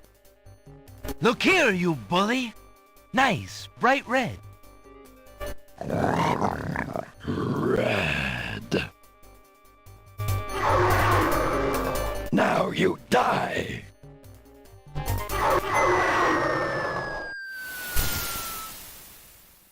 Minotaur drops from sight amidst the consuming flames. Slowly, his scream fades as well. Have you been harmed, Lady Celeste? Are you all right? No, I am not all right. I assume you do not intend to leave me tied up on this vile monstrosity. Of course not. Sorry. Let's see. If you'll give me a moment, I'll have these untied in no time. I can't wait that long. Look, I wear a small dagger just inside my belt.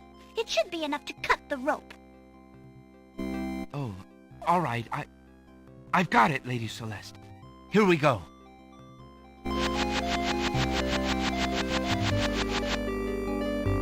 Thank you.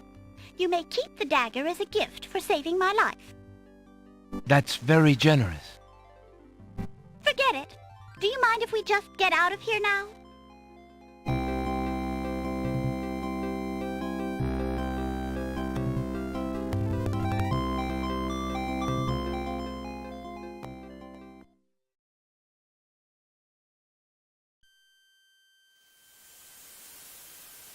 The Winged One's guards, bored with the pointless waiting, are startled by the sound of rock moving against rock.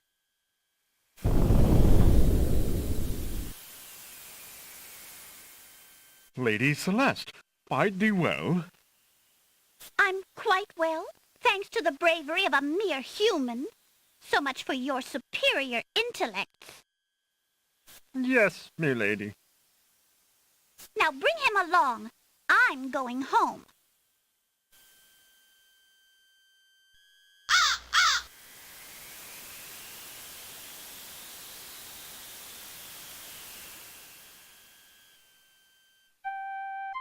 I see you have proven yourself the hero of the prophecy.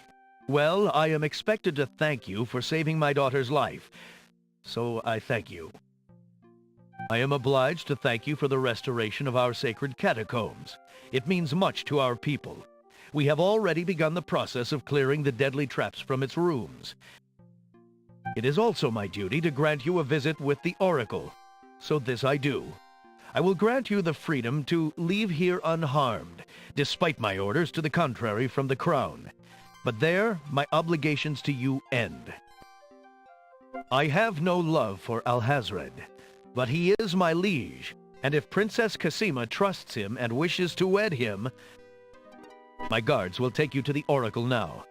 When your time with her is through, I want you to leave the city of the Winged Ones and never return. I don't know who you are or what you want here, but I will not disobey my crown further. I thank you, Lord Azure. I will respect your wishes.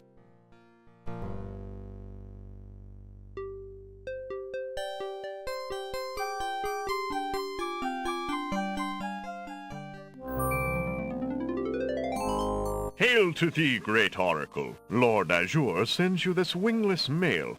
It appears that he solved the cliffs of logic and... defeated the Minotaur in his lair. So I have seen. So this is the one that haunts my pool of late. Welcome, young seeker. What knowledge do you desire? Princess Cassima, whatever you can tell me, great oracle. Ah, of course, the princess. That explains my images. Let us see what we can see.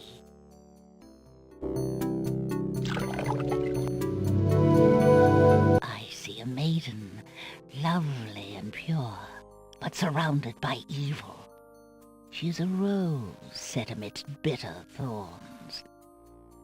It is her fate to be the pawn of dark powers, and yours to try to redeem her.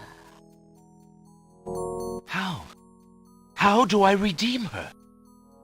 Fate is not like the cut of a blade, young one, but rather like the myriad of paths formed when a hammer cracks ice. I will tell you what I can, but what will actually come to pass is up to you. I see that any attempt to reach the girl will force you into battle. a struggle against a dark force. If you lose, your life will be forfeit. Who must I fight? A great darkness surrounds your adversary, preventing me from seeing clearly. I can only make out the shape of a black cloak. But before this final struggle, I see an infiltration, a dangerous game of hide-and-seek in corridors filled with enemies.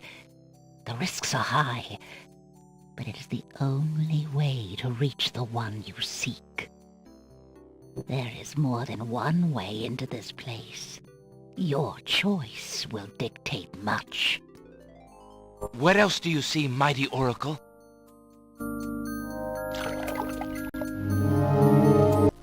Oh, such pain. I see two restless spirits crying out for revenge. These shades could help you destroy the dark force if they were to be brought back from their spiritual form. Yet this is only one possible path to your destiny. I'm afraid this is getting beyond me. I know very little about the afterlife. I can only advise getting counsel from the druids. Be warned. The druids are reclusive and dangerous. They might aid you, or they might destroy you. Like their island, the druid's nature is hidden in the mists. There is nothing more I can do for you, except to give you this. It is water from the sacred pool. That and my blessing go with you. Thank you, great oracle.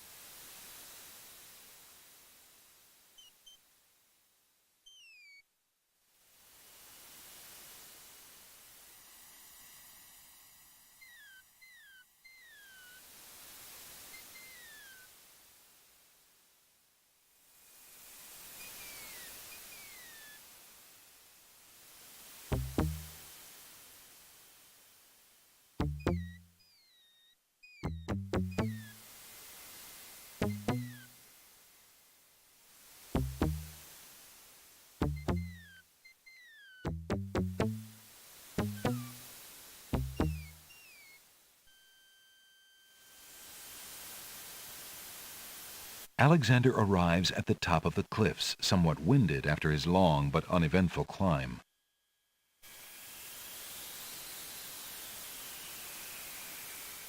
Alexander crawls through the small opening in the rock.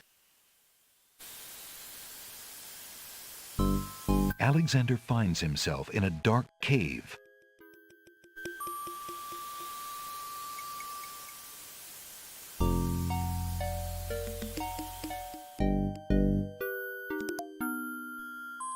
Alexander takes the candle from his tinderbox and uses the flint in the box to light it.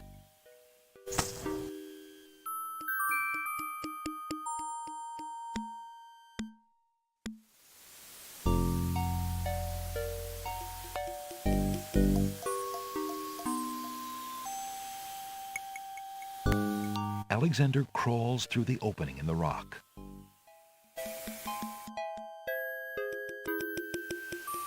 The lighting in this part of the cave is better. Alexander extinguishes the candle's flame and places it back in his pack.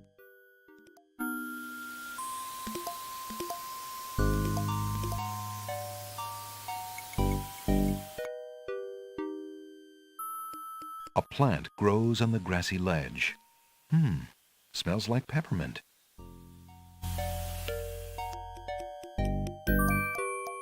Alexander takes a few leaves from the plant. As he does so, a strong smell of peppermint is released. Ah!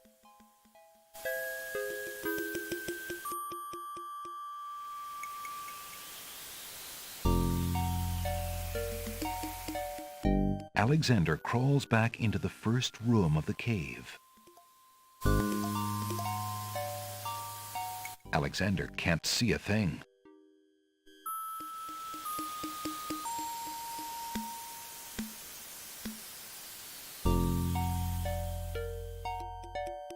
Alexander crawls back through the passage to the top of the cliffs.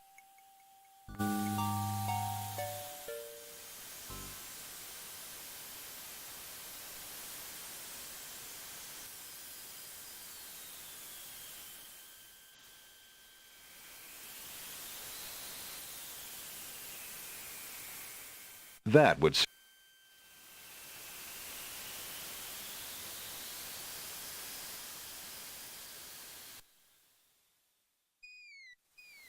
Alexander climbs carefully down the long face of the logic cliffs.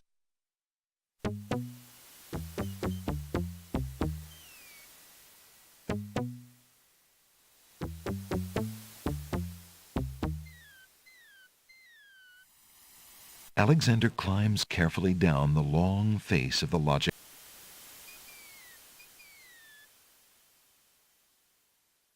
Alexander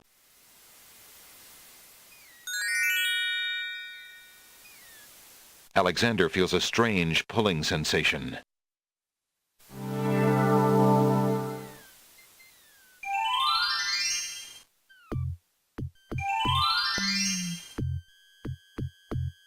From the northeast come the sounds of mysterious drums and chanting.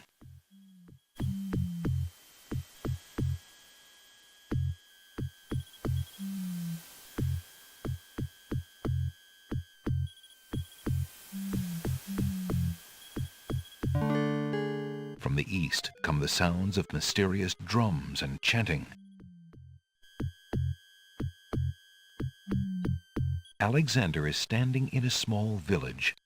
Arranged around him in a circle are houses built into the hollows of huge trees.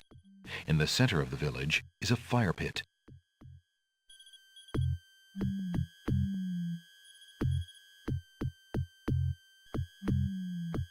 Alexander reaches into the fire pit and takes a lump of coal.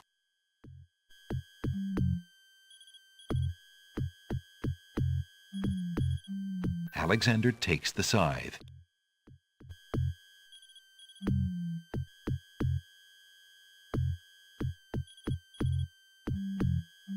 From the east come the sounds of mysterious drums and chanting.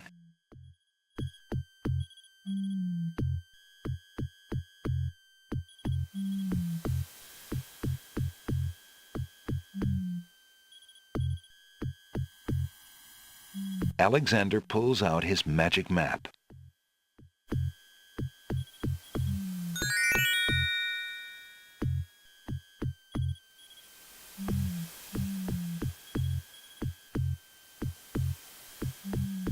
Alexander feels a strange pull.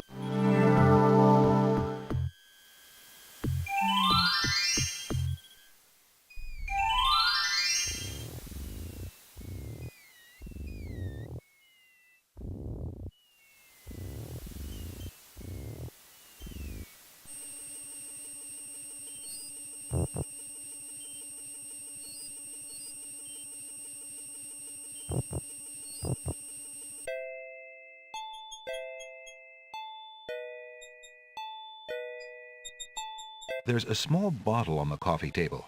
It bears a label that reads, "Drink me."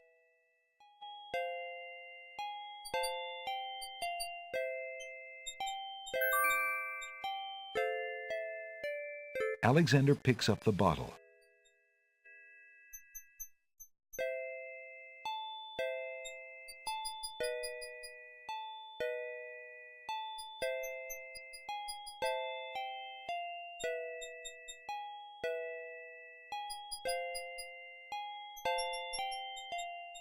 Alexander decides to swallow the potion in the bottle labeled "Drink me" to see what happens. Suddenly, his vision fades to black. His lungs become too heavy to breathe. His heartbeat slows.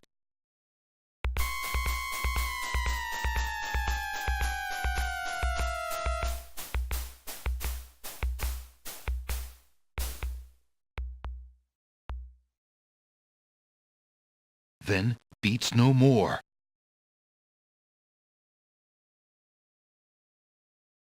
Suddenly, his heart takes a lurch, then beats strong.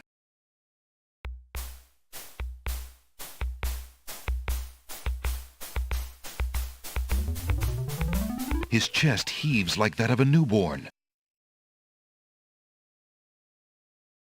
His vision clears, and Alexander feels fine. Phew. For a minute there I thought, what if someone else had seen me and thought, sounds!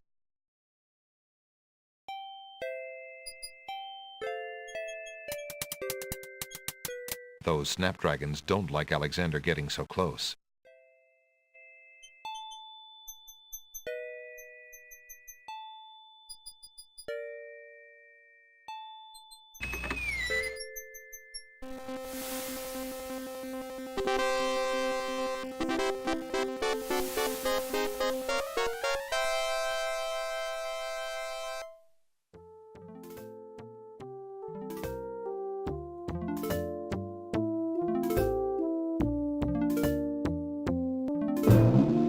Your Highness may as well spend her royal time contemplating something else. The lump of coal shall be sent to the Castle of the Crown under my name, and that's all there is to it. No, it shan't. Yes, it shall. If the coal is sent in your name, I shall royally decree a ban on all red on this isle. You do, and I shall royally decree that white shall be henceforth used for all mopping up of cabbage stew. You wouldn't dare! Oh, wouldn't I? Oh, it's you! Have you thought of any more of those brilliant ideas of yours?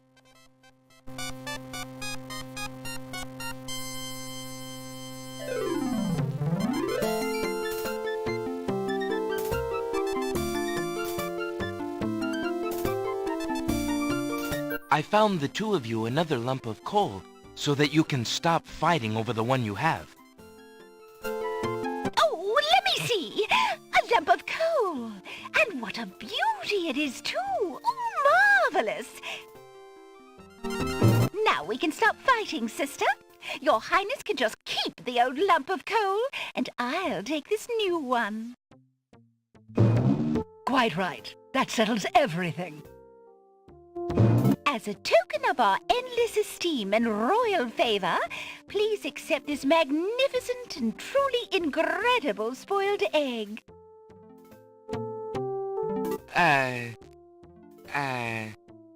Thanks.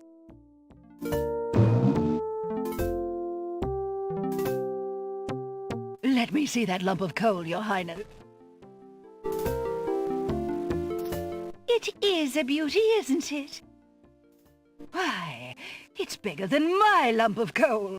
Let me have it immediately. Over my dead body, Your Highness. It's my lump of coal, and it is indeed larger and much grander. Just look at that sheen. I demand you exchange with me immediately.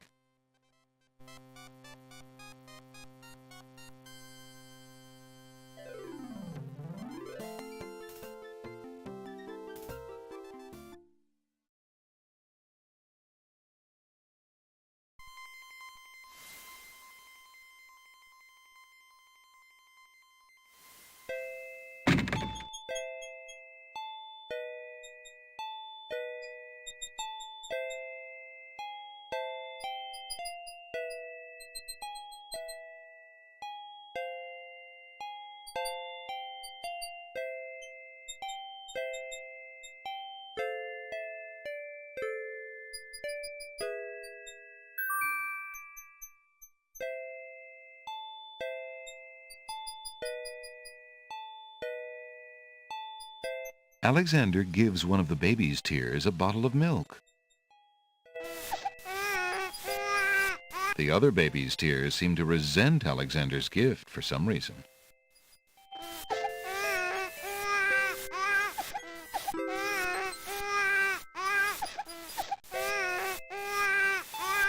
Alexander has no reason to gather tears in that lamp.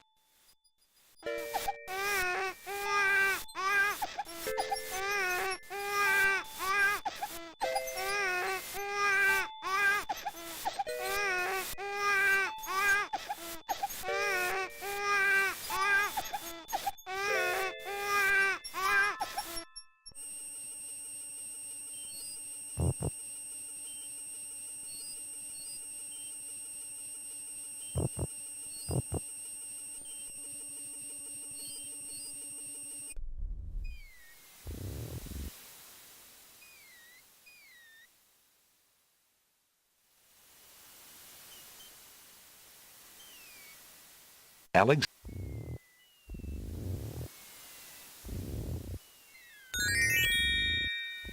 Alexander feels a...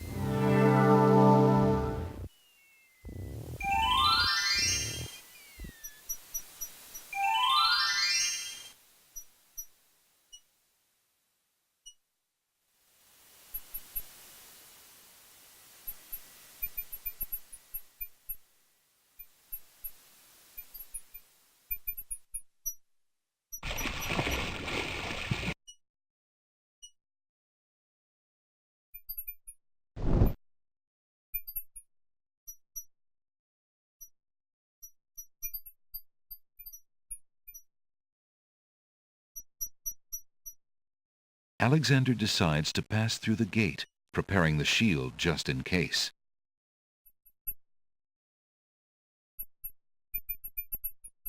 The magic arrow completely shatters the shield.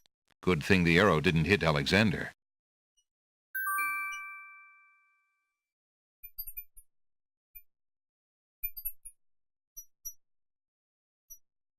Alexander takes a magnificent white rose from the rose hedges. Alexander walks forward to step onto the gazebo. But the rose hedges on either side of the path, sensing an intruder's presence, reach out their vines and blend together. The path is blocked.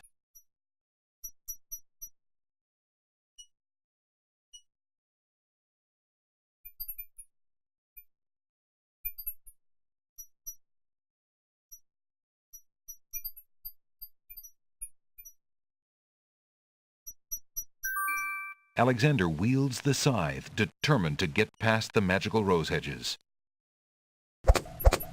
The leaves fly as Alexander tries to cut the branches faster than they can grow back together. He sees light. He's through.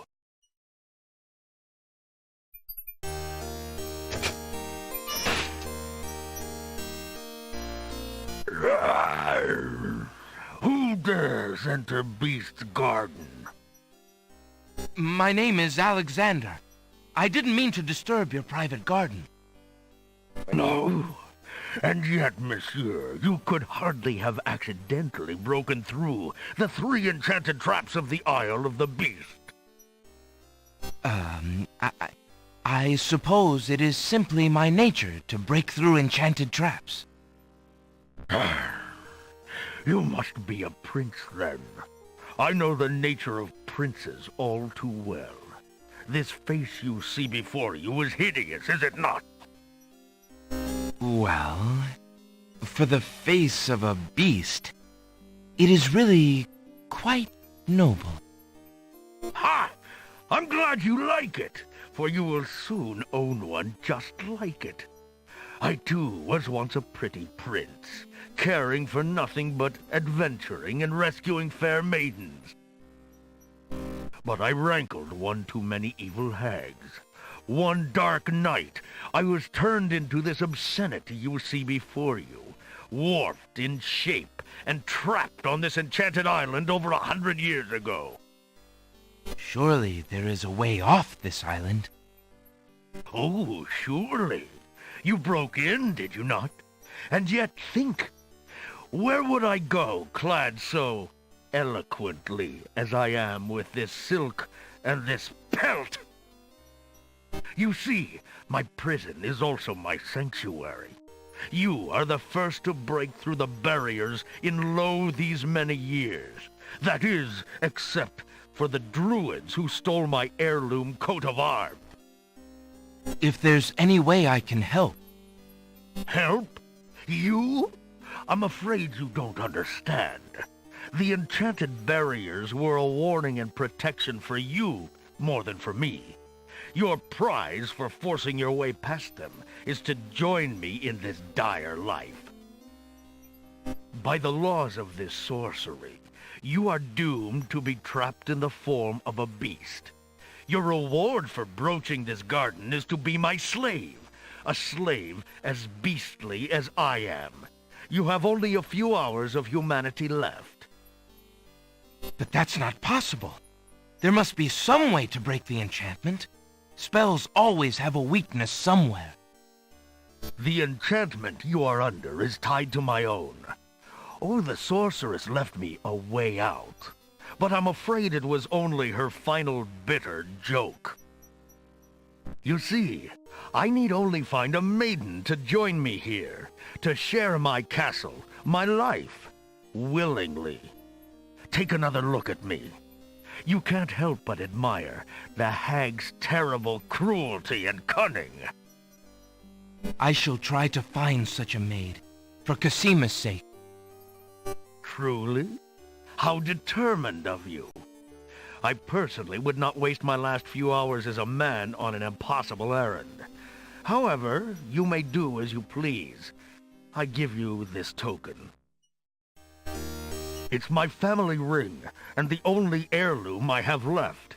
If perchance you should... if you think you have found a maid... I shall give her this ring. Yes, she must accept it of her own free will. By doing so, she accepts me. Not that you shall find anyone, mind you. Your time is short. Count the minutes on your fingers while your fingers you have, pretty prince. Your master will await you.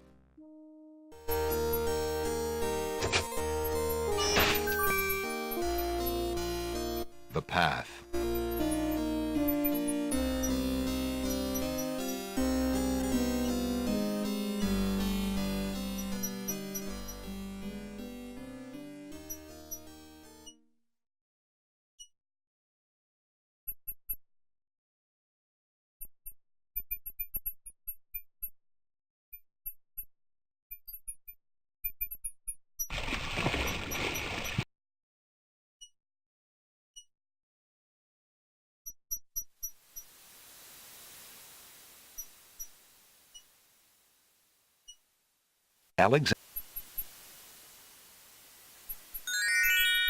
Alexander.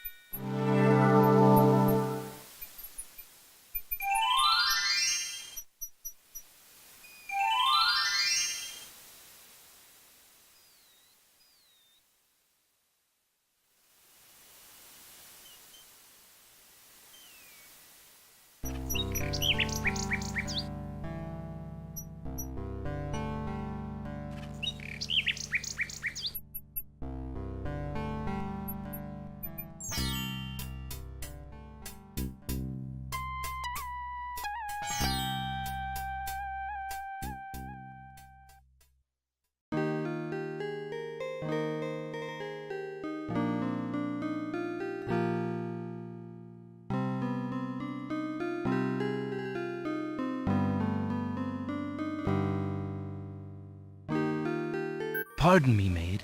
I hope you don't think me forward, but I see that you like roses. I thought you might, perhaps, like a fresh white rose. Alexander can see the conflict in the girl's pretty face as she fights between her distrust of him and her desire for the white rose. The rose wins.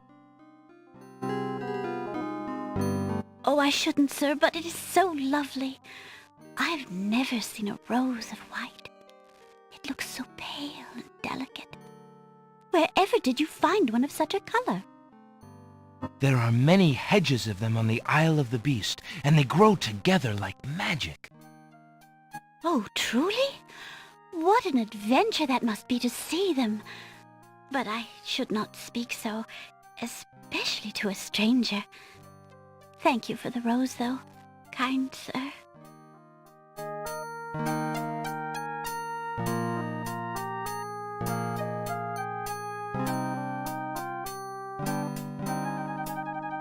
Alexander has a thought about the serving girl.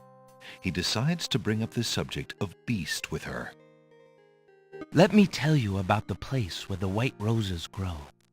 The Isle of the Beast is an enchanted place. There's a path running through a deep forest. The path crosses 3 magic blockades, set to keep all visitors away. At the center lives a tremendous beast. Really? Magic blockades? How exciting! What kind of a beast? Is it very terrifying and ferocious? It is a beast that walks on 2 legs and dresses like a prince. It speaks with the voice of a man. A beast that talks and wears clothes? How is that possible? Is the beast magic too? Not magical, enchanted. Beast was once a prince, but a witch trapped him in the form of a beast and set him on the island. There he lives in a castle in the midst of a maze. How terrible! Imagine how lonely he must be. It is a very lonely prospect, isn't it? Oh, I have met him, you see. He is indeed ferocious, but who would not be? He really exists? Oh, how it breaks my heart. If I could, I would tend to such a beast. Such a beast might find comfort in a kind face. Do you not think it so? Oh, I think it's so. I very much think it's so. You would not be afraid of him? Afraid? Maybe at first. But how silly of me to speak so. The roses in this little yard are the only magic I will ever see. I could take you there. In fact, I would owe you my life if you would go, if you truly wish to go. You are serious? I could leave here? Oh, I have always dreamt of leaving, but to actually go. This is the only home I have ever known. Home is a hard place to leave, even if you're unhappy there. But I will go. If I can help him, I must go.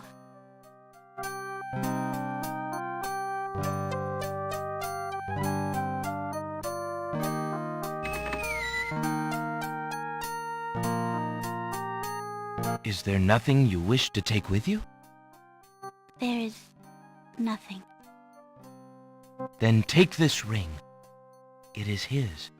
He will be pleased if you would wear it. Why, it's the most beautiful thing I have ever seen. Thank you kindly, sir. Beauty! Where do you think you're going? To a place where roses grow, and to someone who truly needs me.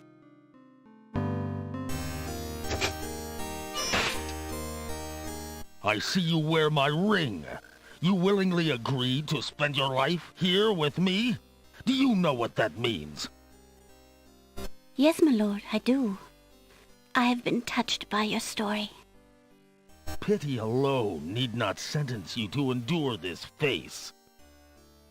Oh, but it is a gentle face, and kind. You look at me so sweetly and are not repulsed. Oh, by the light of your eyes, my spirit soars! The enchantment! It is broken! I am pleased to have served you, my lord. Do you still wish me to stay?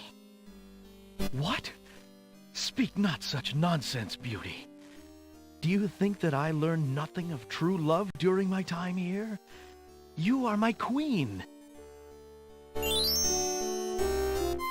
Oh, my clothes! This gown! How well it suits your noble heart.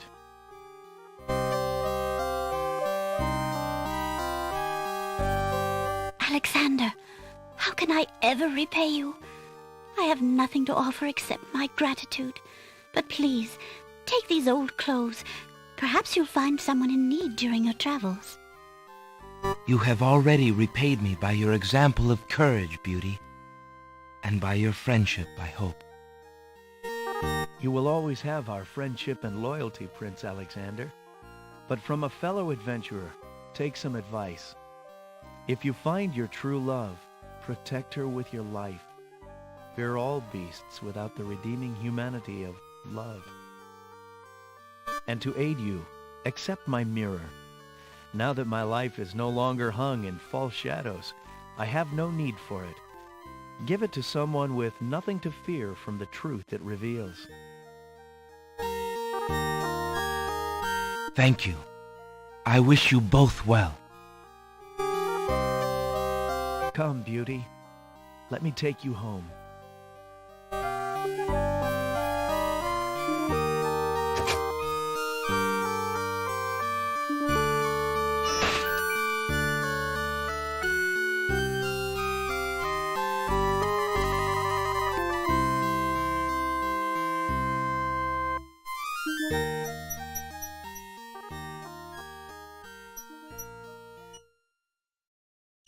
Alexander takes a magnificent white rose from the rose hedges.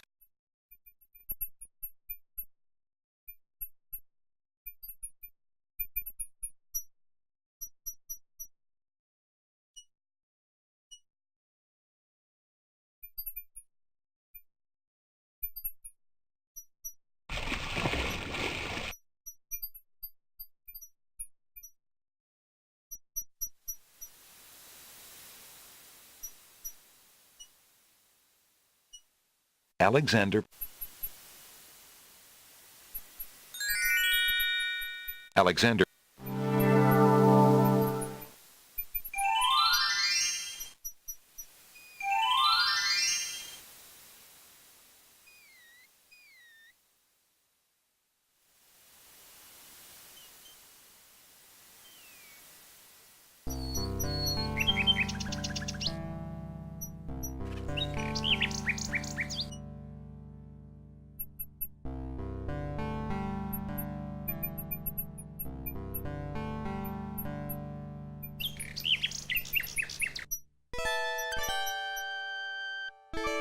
Alexander holds out the rose, hoping that the bird will deliver it to the same place she took the poem, in the chance that the receiver might be Cosima. The nightingale swoops down, grabs the rose, and takes it towards the castle.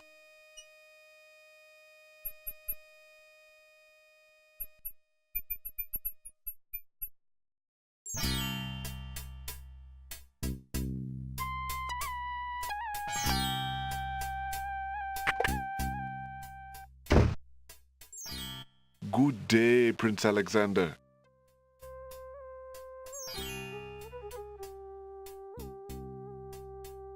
Haven't I seen you somewhere before, sir? No! But I'm quite sure. Perhaps on some cliffs. No! Isle of the Beast? No! Dockside? No! Leave me alone! Not very friendly, is he?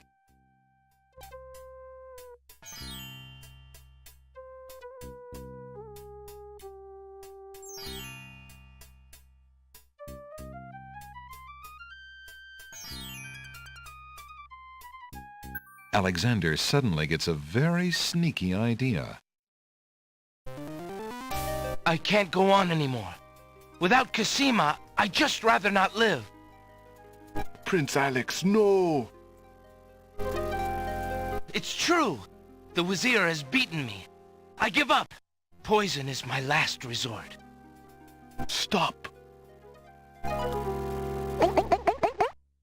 I am no more.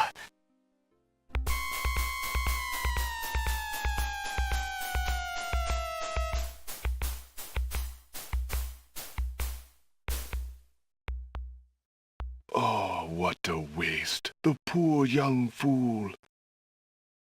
He's dead. He's dead. Wait until Abdul hears. He'll be so pleased.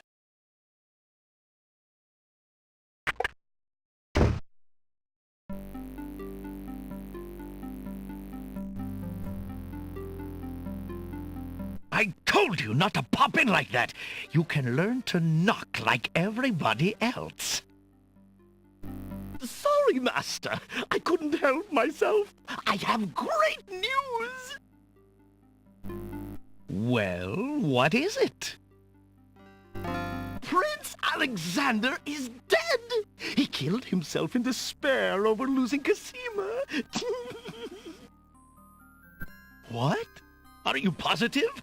That young man has proven to be most devious. I saw the whole thing myself, Master. He was really and truly quite dead. If what you say is true, it shall be most convenient. You've spent enough time on that little irritant. We must start thinking about the wedding. Anything, Master? Oh, I do love weddings. Well, we do want you to look your prettiest, don't we? Now, Shamir Shamazel, to the lamp with you. Prepare yourself, as we discussed.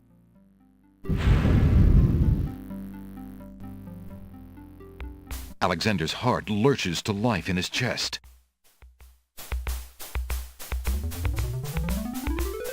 Prince Alex! But you were...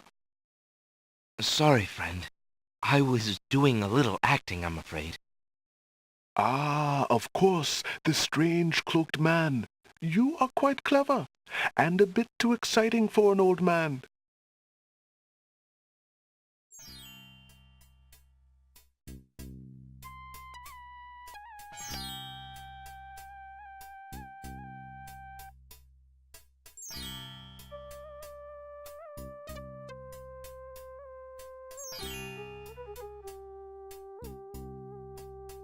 I found this large pearl. Might it be valuable enough to ransom back my family ring?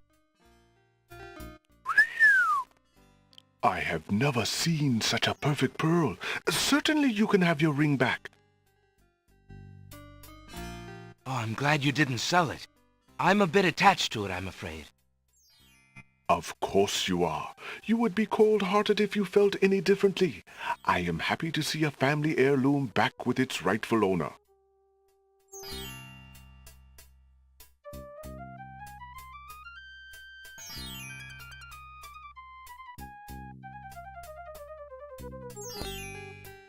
Would you mind if I traded this in? Of course, Alexander. I think I'd like the painter's brush. Very good, Prince Alex. The painter's brush it is. May your painting go well. Feel free to bring back the brush at any time. Thank you.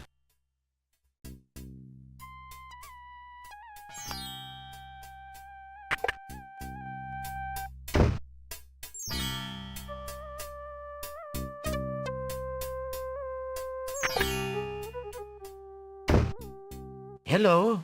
I will be right up. Now, what can I do for you?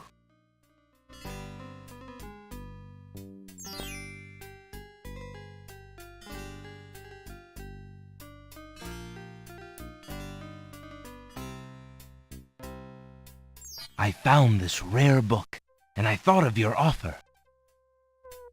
Very interesting. Oh, it is a wonderful riddle book. Riddles are much more marketable than spells these days. I guess people believe more in mirth than in magic. Here is the spell book you wanted, and a fair trade it is, I must say. Enjoy it. I certainly hope so. We shall see how rusty my spellcasting truly is.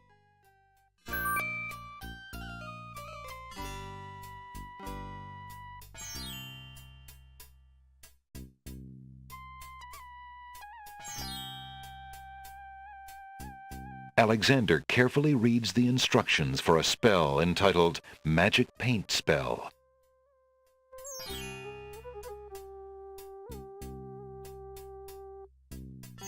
Alexander reads with interest the specifications for the Make Rain spell.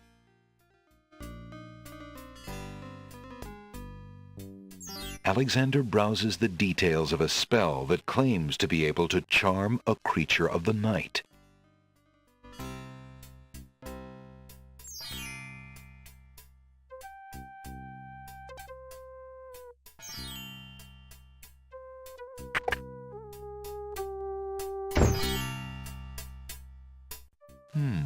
Alexander doesn't remember that sign being on the wall before. He decides to take a closer look. It's a proclamation. It reads, "Citizens rejoice, announcing the royal wedding and coronation of Wazir Abdul al-Hazred and Princess Kasima. For reasons of security, the wedding will not be open to the public. Long live the new king and queen of the land of the Green Isles." Alexander feels his stomach lurch and his brow sweat. Wedding? Coronation? If he didn't do something soon, Kasima would become another man's wife.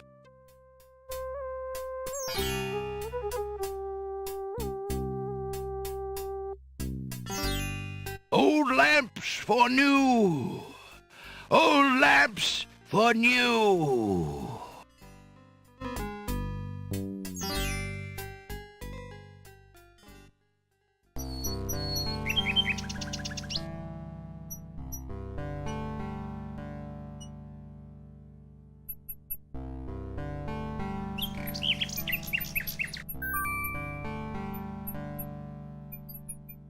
Alexander holds out his royal ring, hoping that the bird will deliver it to wherever she took the poem and the rose. He can only trust that Kasima is the recipient of his tokens, rather than some nest in a tree. The nightingale swoops down, grabs the ring, and takes it towards the castle.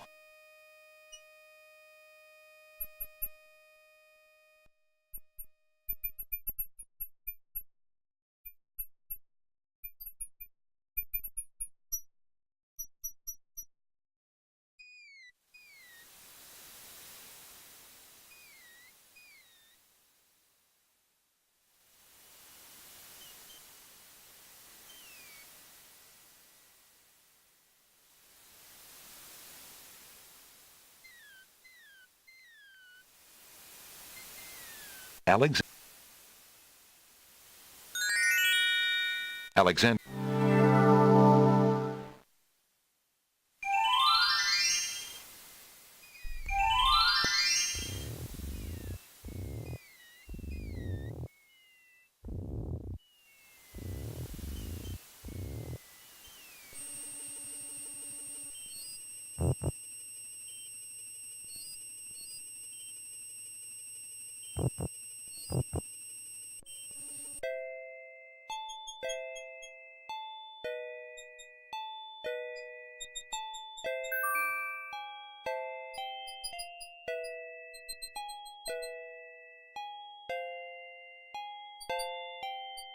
Alexander takes the teacup.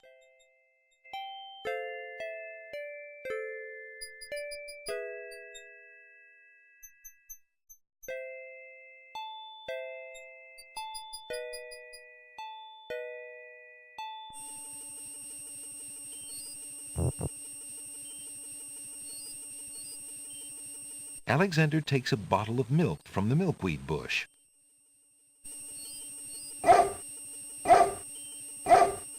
Apparently, the dogwood tree doesn't like Alexander standing that close.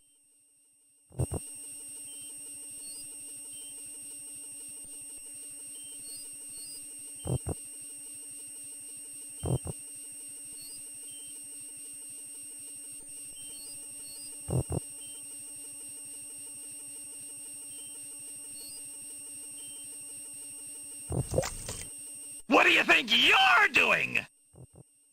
You startled me. I was just getting some swamp ooze.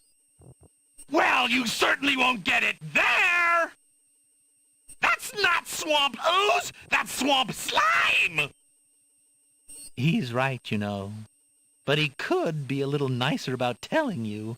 He's not a very pleasant stick in the mud. Nobody asked you! Be quiet! Oh, the trials of being a mere bump on a log.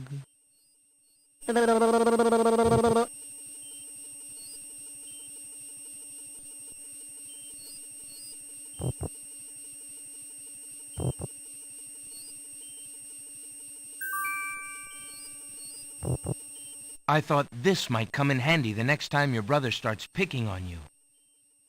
Aha! Finally, old Bump on the Log's not so defenseless, is he? Hey! Hey! What are you doing there? Watch the pulp, would you? Now, Bumpy, remember all I've given you! The only thing you've ever given me is mud. Take this! No! Not into the swamp!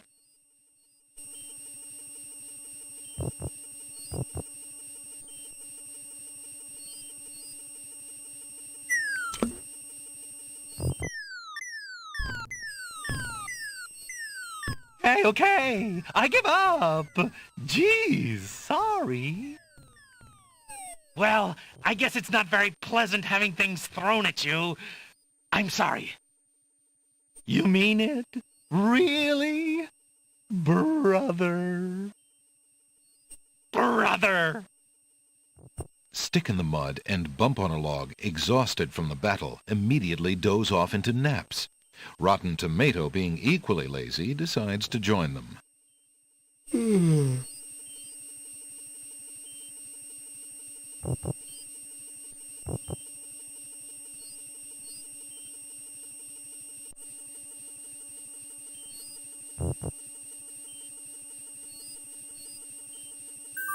Alexander fills the teacup with the swamp ooze.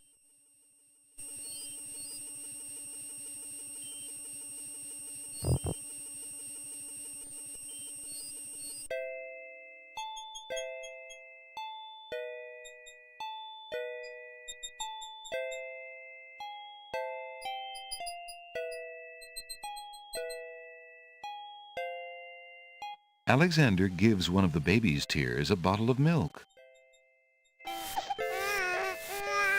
The other baby's tears seem to resent Alexander's gift for some reason.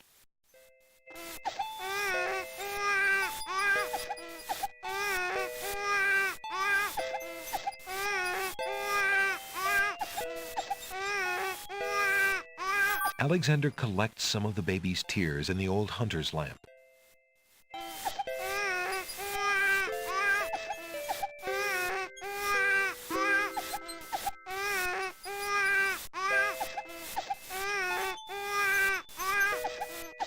Alexander pours the contents of the oracle's vial into the hunter's lamp with the baby's tears. The vial, now empty of its sacred fluid, disintegrates.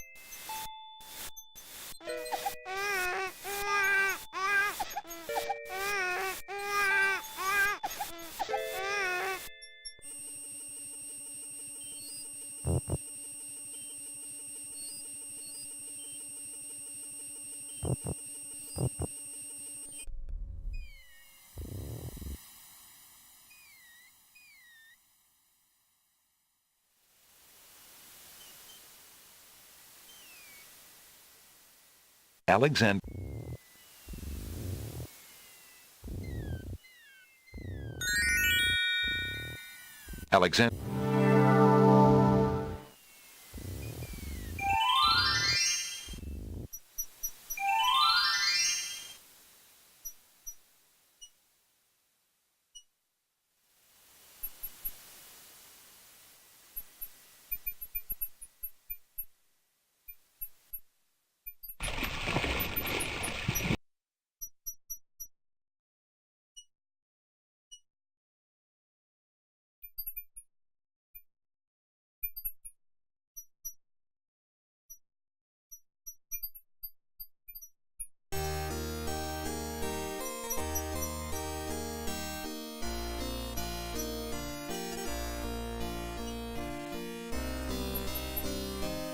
Alexander fills the hunter's lamp to the brim with the fountain water.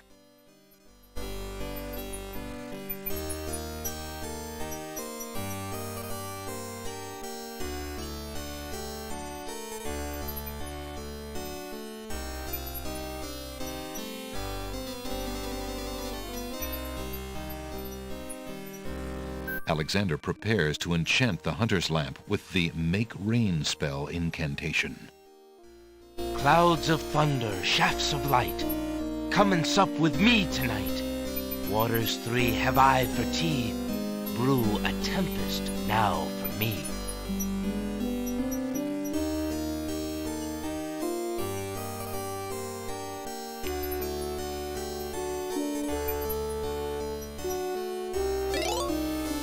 The lamp in Alexander's hand gives a little perk. He hopes the spell works despite his makeshift teapot.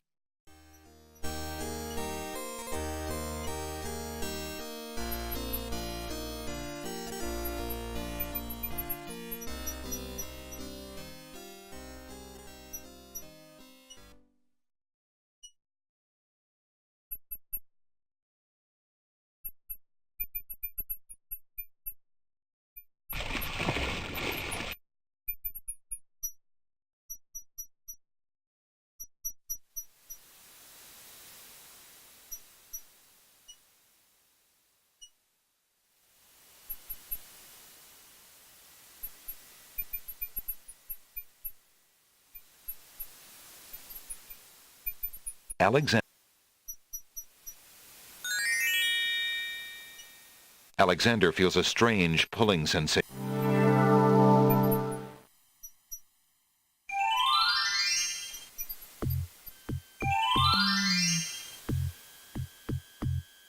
Great gods! Did you see that? The man just appeared from nowhere. Perhaps he was sent by the spirits. I see no boat. He is an intruder, no matter how he got here. Grab him! Not again. Look, I'll leave. It's no problem. I think not. Let's go.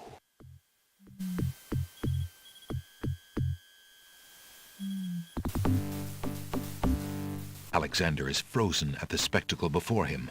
Robed figures are gathered around a bonfire. Some mystical ceremony is taking place, but as to its purpose, Alexander has no clue. We found a trespasser on the beach, Archdruid. Uh-oh. Archdruid. Now what has Alexander wandered into? This must be the foreigner we were warned about. How appropriate that he should come during our rain festival. Place him in the sacrificial cage. Wait! I must rescue the princess! There's an ancient druid saying, a man who would save others must first save himself. Alexander is pushed into the confining wicker cage.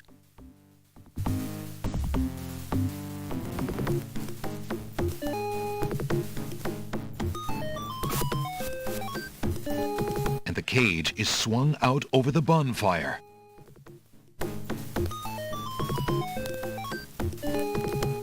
Alexander starts to feel a little warm.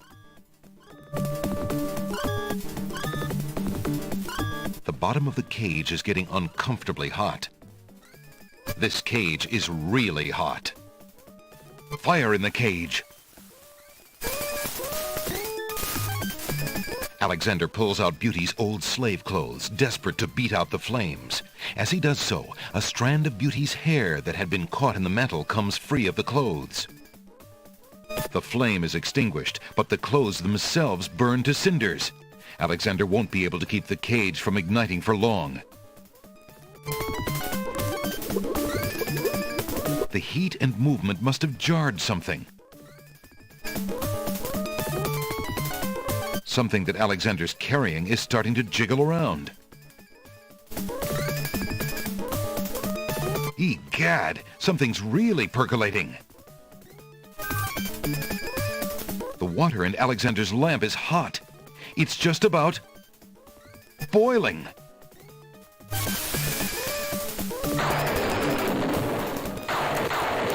Alexander feels a drop. It starts to rain.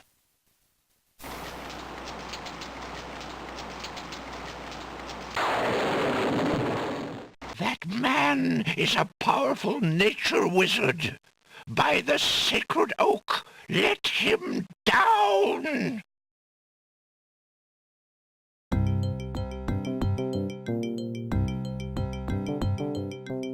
I must apologize for our rude welcoming committee. We've been feeling inhospitable ever since the winged ones stole our sacred miniature oak tree. Besides, Wazir Al-Hazred sent a message that we were to watch out for a highly dangerous foreign assassin. I assume you are the one he meant. I'm sure I'm precisely who he meant. I assure you, I mean to harm no one, unless that person threatens the princess. I'm sorry to have disrupted your ceremony, but I'm running out of time. What is it that you seek? The oracle on the Isle of the Sacred Mountain told me I should speak to you about the realm of the dead. She told me of 2 souls in unrest there that I might be able to free. Free souls in the realm of the dead? You're mad! The souls might be able to help me on my mission to save the princess.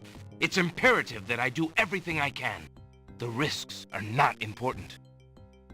No. And yet getting yourself killed will hardly help the princess. But I will tell you what I know. Legend has it that it is the right of any human to challenge the Lord of the Dead in order to save his own life or the life of another already past. But the knowledge of how to do this was lost centuries ago. I have only heard of one who tried it, a young knight who came to the land of the Green Isles from a distant land long ago. According to the story, he was determined to challenge the Lord of the Dead for the soul of his dead lover. It is said that he tamed the Lord of the Dead's horse, a black-winged, demon-hearted beast named Nightmare. Nightmare sometimes flies to the human world to feed on certain noxious plants. Those unfortunate enough to see her are glad to escape with their very souls intact. Somehow the knight captured Nightmare and rode off on her back, supposedly to the realm of the dead. But neither the knight nor his lover ever returned. If there was a means for challenge, it was lost with the night. I see. Can you tell me anything about the Lord of the Dead? Ah, that is a blacker matter still. To the Druids, he is Samhain, Lord of Coldness and Despair. Samhain was once a man like you or I, but he insulted the gods and was sentenced to rule the underworld. Immortal he is and mateless, robbed of sleep, robbed of movement, robbed of companionship. It is said that he hates all mortals even more for the mortality that he lost. That is all I know. Interesting. I shall remember. Now look how the oak embers of our bonfire still glow hot despite the rain. If you're bent on your course, you'll need courage that's just as impervious to the chill. May your luck last longer than your storm, brave one. May it indeed. Thank you, Archdruid.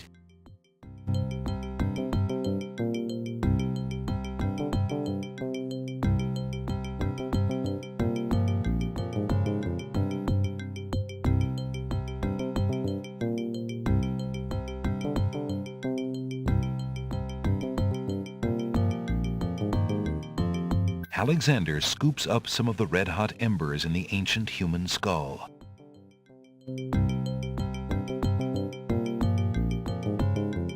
Alexander cracks the spoiled egg and dumps it into the skull containing the embers. The spoiled egg hisses as it makes contact with the hot embers. Sounds the steam. Phew, the smell of sulfur. Alexander puts the strand of hair into the skull containing the embers and the spoiled egg.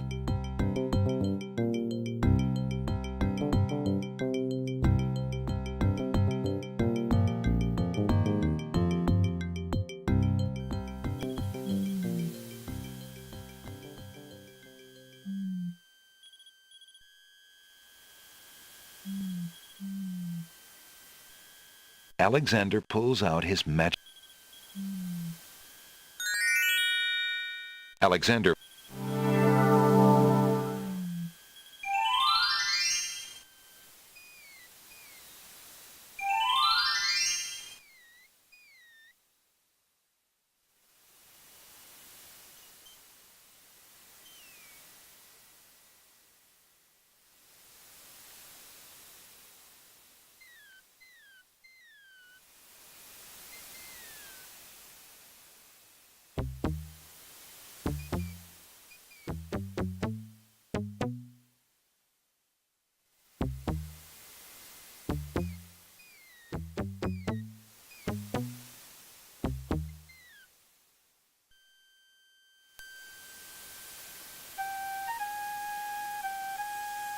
Alexander arrives at the top of the cliffs, somewhat winded after his long but uneventful climb.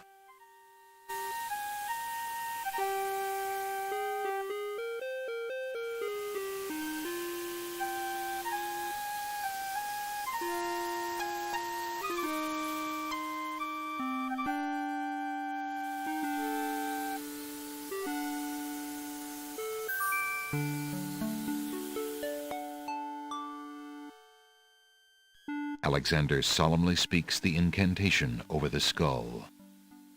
Creature of night, to me succumb. Fire and brimstone leave thee numb. Purity bind thee like a chain, to do whate'er I now ordain.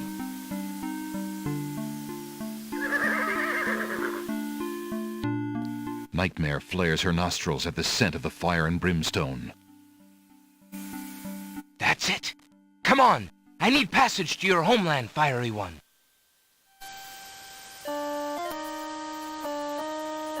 Unable to resist the power of the enchanted smell, Nightmare approaches Alexander. Her eyes appear glassy and sightless. In her hypnotized state, she is unaware of the humans so close to her flank, or of anything at all except that marvelous smell. Now ride!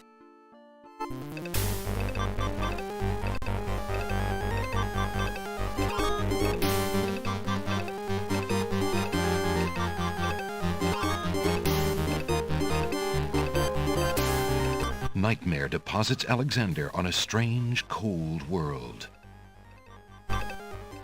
And some of the inhabitants don't look too friendly.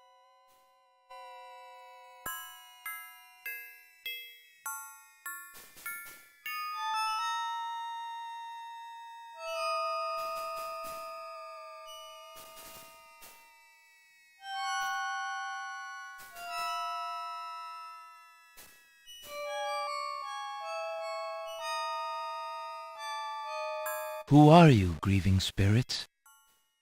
I am Queen Ilaria of the land of the Green Isles, and this beloved spirit is my husband, King Caliphan. We were murdered in our beds by our trusted vizier. Like a viper, he snuck in during the night and stabbed us in our sleep. Now my husband's soul is broken, and he will not speak. Then you are the ones I seek. Are you not the parents of Princess Cassima? Our daughter! Have you news of the princess? I know that she is alive and safely back in her kingdom after being rescued from Mordak. But I'm afraid I have not personally seen her. Alhazred is keeping her in her room in mourning for you. I am glad to hear of her return, but she will not be safe alone with that devil. Oh, that we could be there to protect her. Cassima, how I fail thee. My poor husband will never rest while our murder goes unavenged and our daughter is in danger. I came to take you back with me. Your people are still loyal to you. They need to know about the Vizier. Cassima needs you too. But this is the realm of the dead. We cannot leave it. Nor, for that matter, can you. The only one who might be able to return us all to the land of the living is the Lord of the Dead. But he would never help us. He has no mercy. I might be able to convince him. I must try. Then take this. It is my ticket to the underworld. There you will find the Lord of the Dead. I cannot use the ticket as long as I'm chained here. And if we cannot be avenged, I will never be unchained. Thank you. Perhaps it will save us all. Be careful, young man. If you can ease my husband's torment and help our daughter, we will be most grateful. I will do my best. Goodbye, Queen Ilaria. Alexander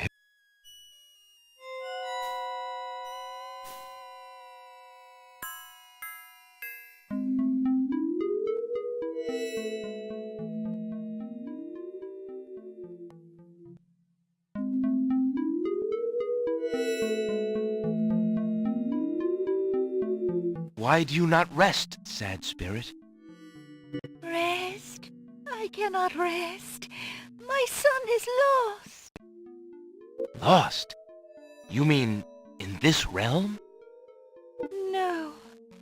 His spirit is stuck in the land of the living, probably looking for me. But I cannot leave to go show him the way. My poor Ali. Is there anything I can do? Take this handkerchief. If you get back to the land of the living and find him, tell him that his mother is waiting for him here. By this kiss, he'll be able to find his way to the realm of the dead. I'll do my best to find him. Thank you. Thank you. Oh, my Ali.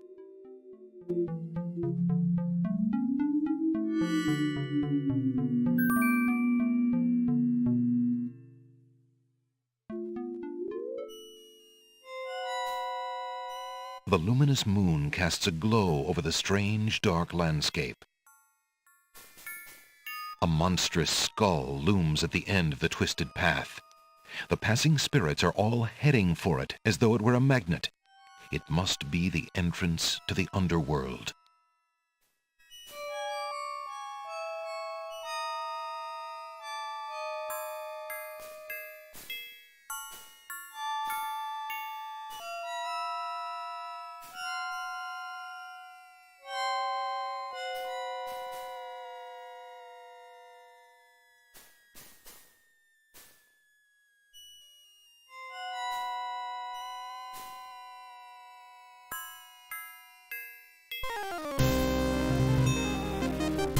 The skeleton to the left of the path hands something to the spirits that approach the underworld entrance.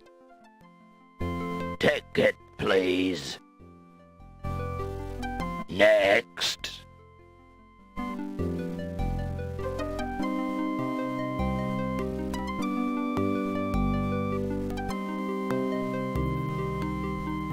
Alexander picks up the two bones on the ground. Now what do these bones remind him of? Ah, yes. Now I remember. The skeletons are overcome with the musical call of the bones. They begin to jiggle, then to dance.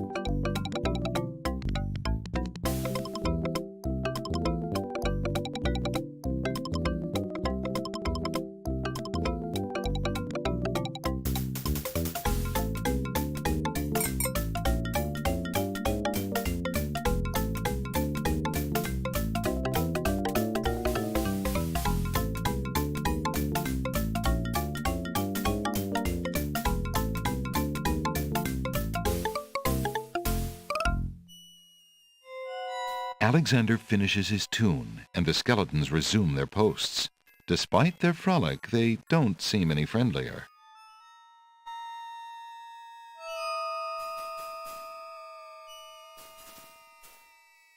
Alexander picks up the skeleton key.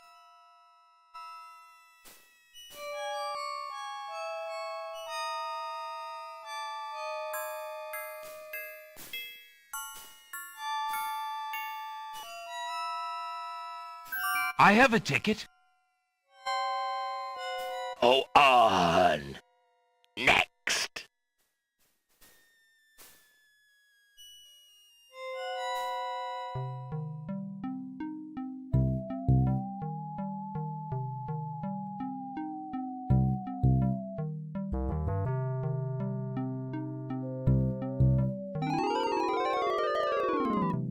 Apparently, Alexander's not the only one who's curious about the body on the path.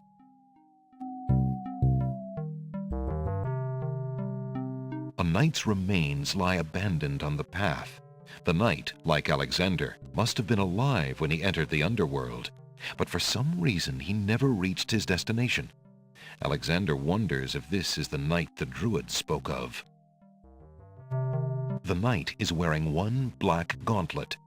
There appears to be some writing on the gauntlet, but Alexander can't quite make out what it says.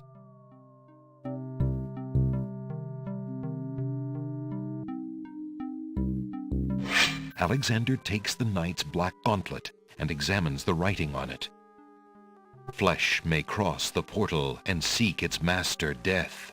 Flesh may go where death is trod, and challenge, like Scheherazade, he who reigns beneath the sod to spare a mortal's breath.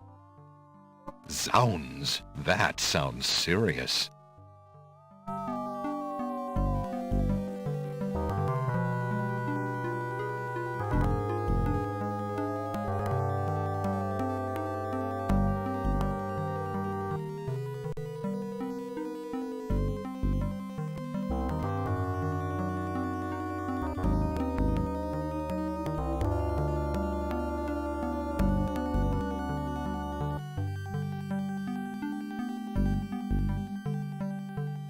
Alexander scoops a little of the river Styx into the teacup with the swamp ooze, being careful not to get any of the black water on his skin.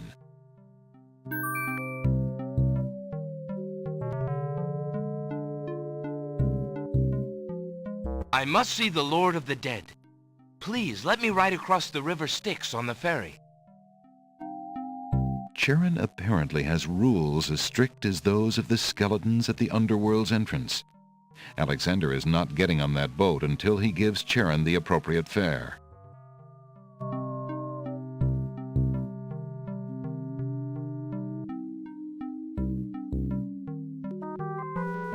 Will these coins do as fare for passage? Charon accepts the fare and waves Alexander onto the boat.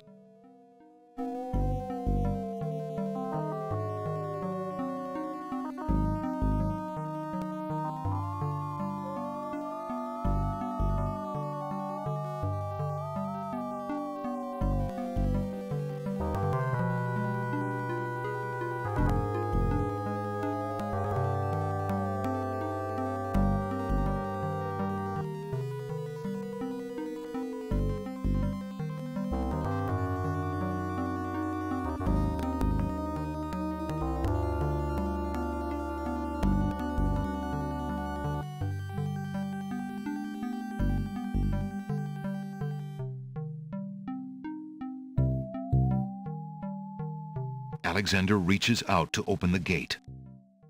Suddenly, the wood trembles beneath his fingertips.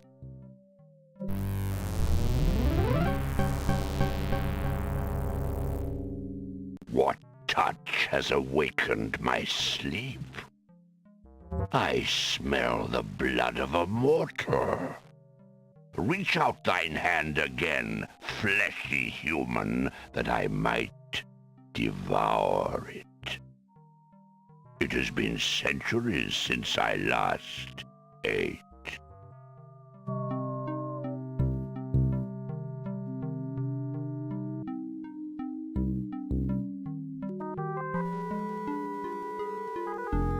Despite his fear, Alexander summons his bravest voice to command the living gate.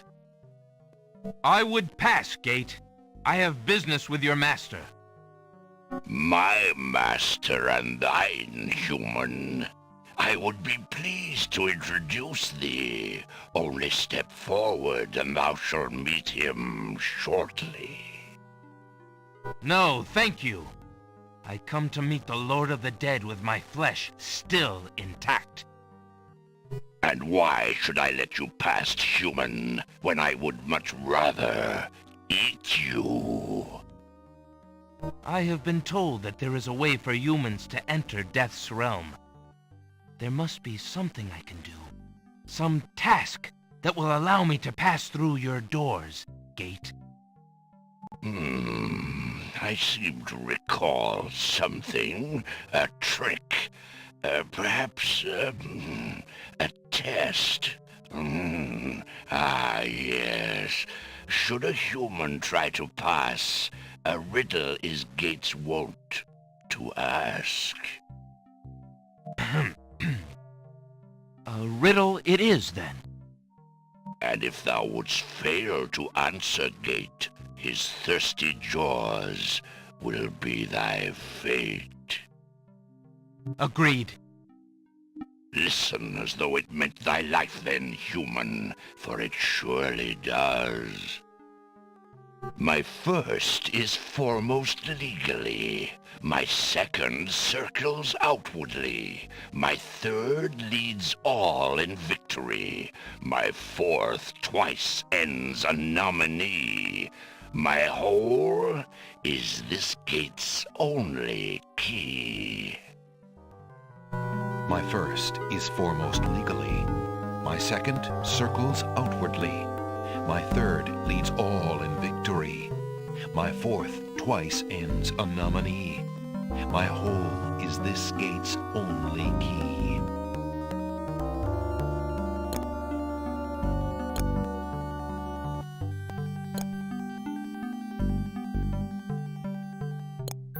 The answer is love. Rah! Thou traitor of the mortal plane! How didst thou guess love? That riddle should never have been solved. Love is unknown in this realm. Love cannot be banished, even from this place.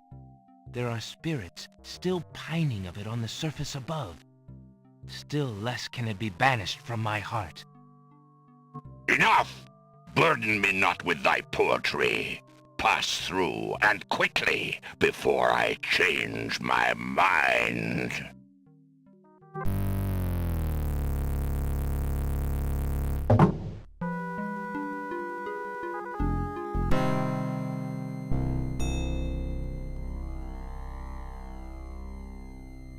Alexander approaches the throne of the Lord of the Dead.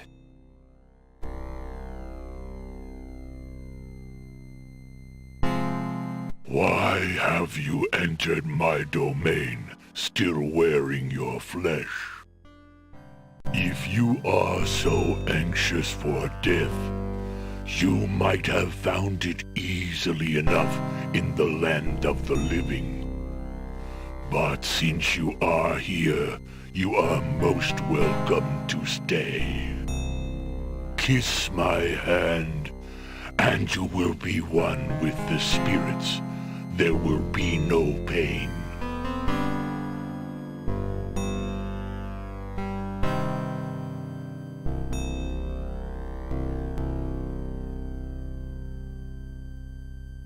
I did not come here to die, but to demand my right of challenge. I respectfully challenge thee, Death, by throwing down this gauntlet. Man may pass the portal, and seek its master, Death. Man may pass where death has trod, and challenge like Scheherazade, he who reigns beneath the sod, to spare a mortal's breath. He has the gauntlet! Impossible! He challenges death. Who are you to challenge death? A man of flesh is all I need to be, my lord. And what is it that you seek with this challenge? The soul of some dead maiden? I seek the souls of King Caliphim and Queen Ilaria of the land of the Green Isles. You would save 2 human souls and emerge alive from this realm yourself? That shall be a difficult challenge indeed. The tomb does not open its doors lightly. Either all three of us leave, or none go. Very well. Then let me think of an appropriate task. Ah, yes, I have it now. Your challenge is this. For thousands of years I have sat upon this throne. I have heard every sad tale that can be told by human lips. I have seen tragedies that ended empires, injustices that defy reason, love that would light the very stars turn cold and hard. I have seen torments that cannot possibly be borne, and yet must be, for centuries. This thing I have never done. I have never shed a tear. Make me cry, thou man of flesh. That is my challenge. Make death cry? Sooner could he turn sea to stone, or fire to ice.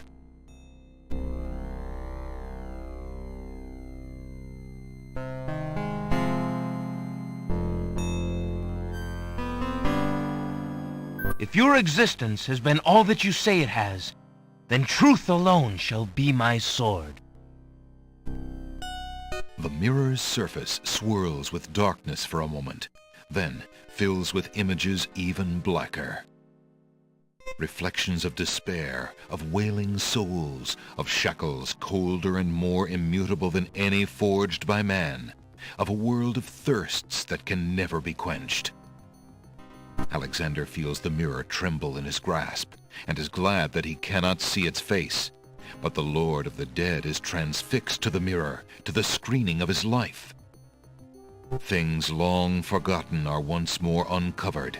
His enslavement to this throne while still a man, the years of watching misery and horror and growing ever more numb to it, the seep of his own humanity, the slow growth of a new thing altogether which became that which he is now. His is an existence that has no possibility of redemption, no end. The surrounding spirits draw away in pain. The truth is so sharp it stabs, so intense it sears. Take it away. Make it stop.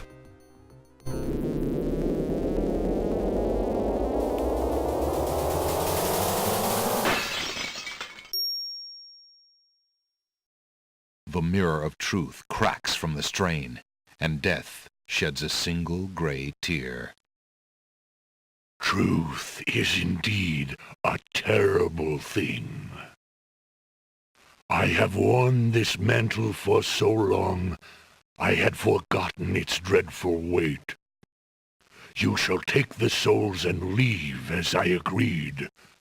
You have been granted a stay from this inevitable reality. I almost envy you. Find the souls he has claimed, and bring them to me.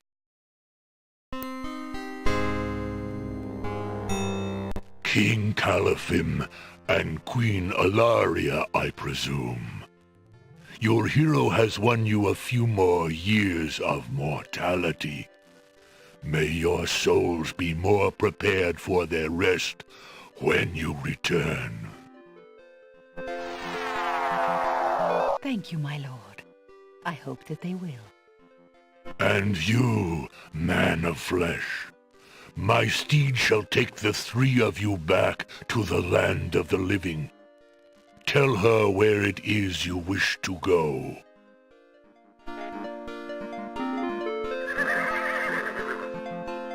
Until we meet again, then, I assure you, we will meet again. No offense, my lord, but I hope that will be many long years from now. It is never as long as you might wish, mortal. Now, begone. Yes, my lord.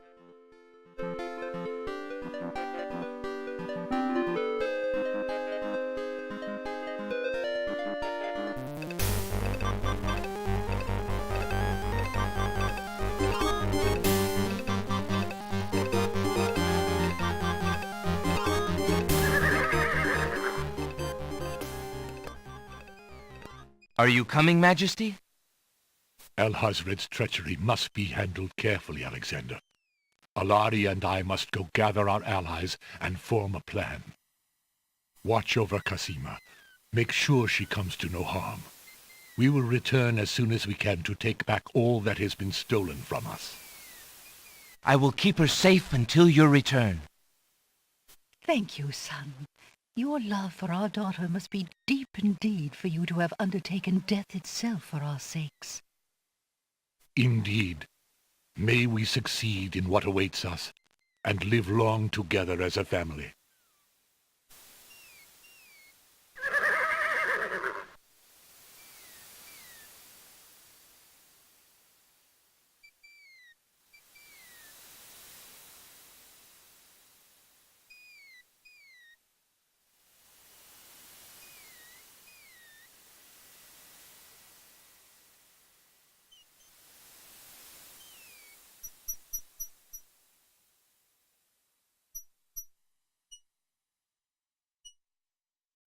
The nightingale has returned from her flight with Alexander's ring.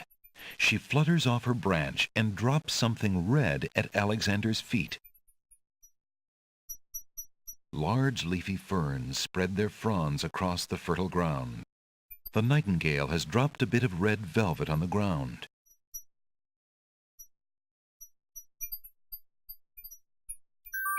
It's a red velvet hair ribbon.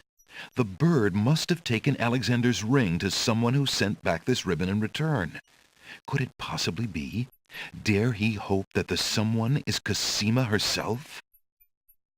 If only it could be so. Oh.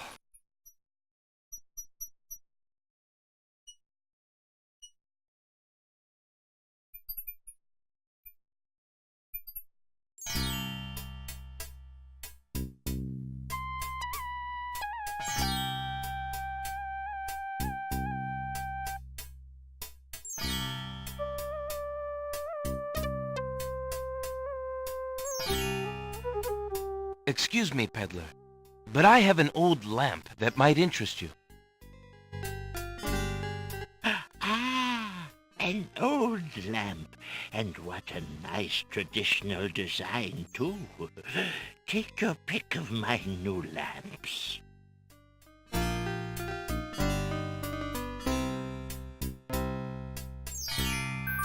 Ah, a fine choice, my son. Here is your new lamp. Good day, and I thank you, sir.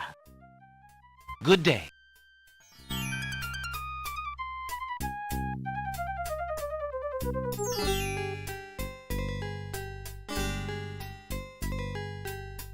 Drat! Another dud.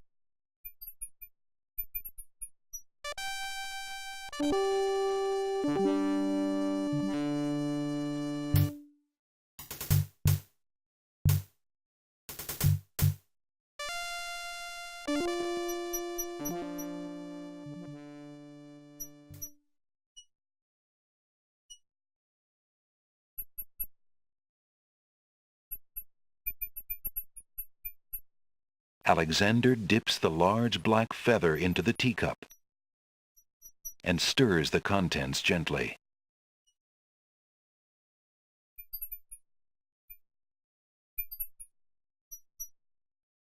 To his amazement, the jet-black color of the feather slowly drains from end to tip into the teacup. The teacup mixture blackens and thickens to a paint-like consistency. Alexander carefully puts it away, discarding the drained feather.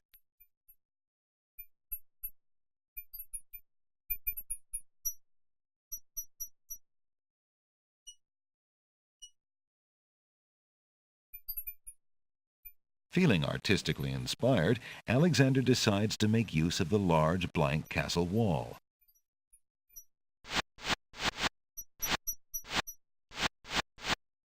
Ah, a doorway. Just what Alexander was thinking this wall needed.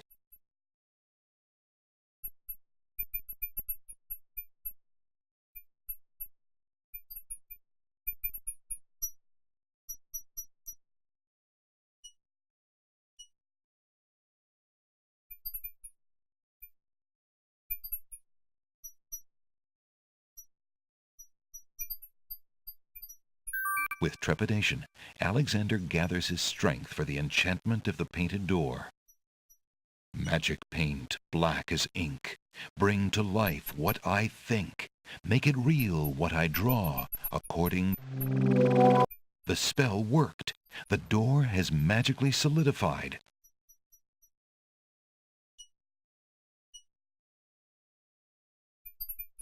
Eager to be inside the castle at last, Alexander opens the enchanted door and steps inside.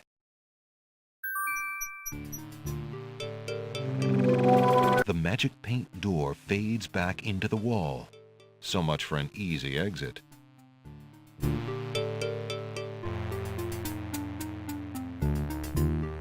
Alexander opens the dungeon door and slips inside.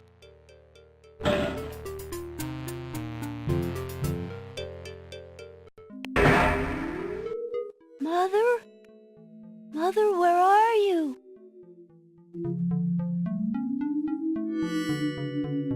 What's the matter, little boy? I'm lost.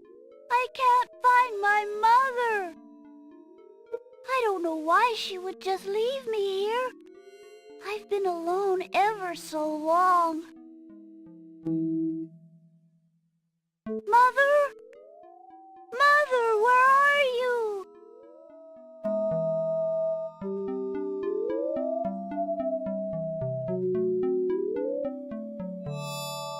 You must be the son of the spirit I met in the realm of the dead.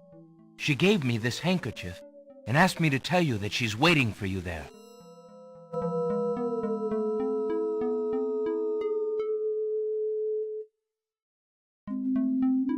It's Mama's. It even smells like her. I can feel her now. I know where to go. Wait. Before you go, is there anything you can tell me about the castle? I like to play in secret places. In the basement behind the Man of Steel is a door. Nobody except me knows it's there anymore.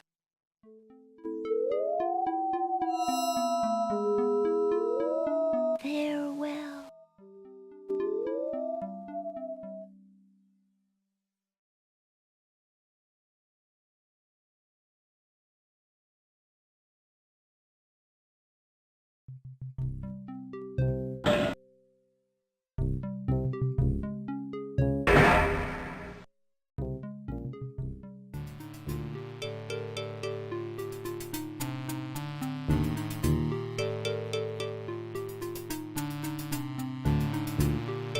Alexander examines the suit of armor, but sees nothing special. Remembering what the little boy ghost said, Alexander experiments with the suit of armor. He pushes down, then pulls up on the knight's right arm. A secret passage.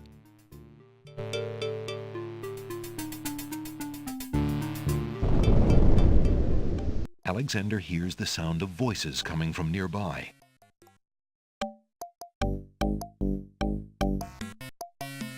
Alexander peers through the chink in the wall.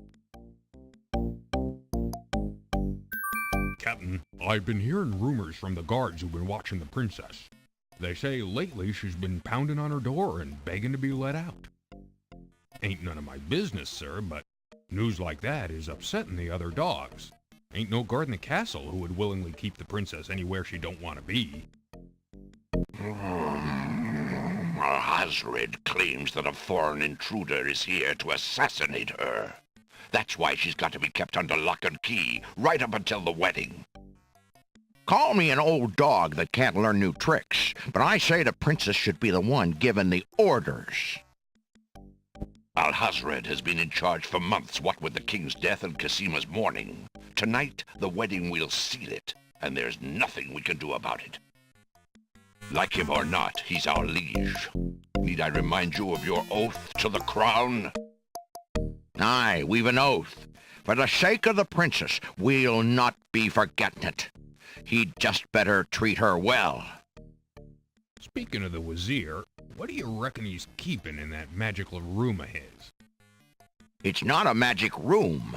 It's just the door he's enchanted somehow. I say he's still got the royal treasury in there, along with whatever else he's so eager to protect. Not even the court treasurer is allowed in there anymore.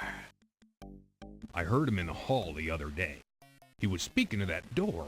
Black magic is what I say. I heard him say, Ali, but then Bey came up and started yapping at me. Enough! It is not our place to question the practices of our liege, no matter how strange. The wedding will be starting soon. Report to the throne room when you hear the music start.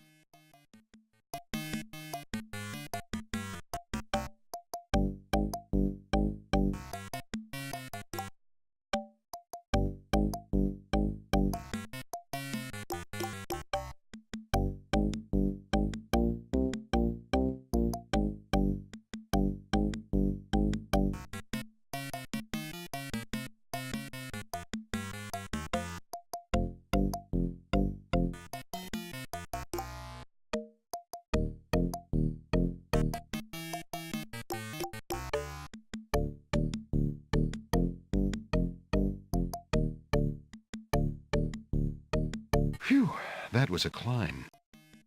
Alexander hears the faint sound of a woman crying nearby. Alexander peers through the chinks in the wall, trying to locate the source of the crying sounds. Alexander's palms begin to sweat and his heart to race. It's Casima. He's found her. Psst! Princess Casima! What? Who's there? It is I, Alexander. I'm here behind this wall. My, how suave that sounds. Alexander?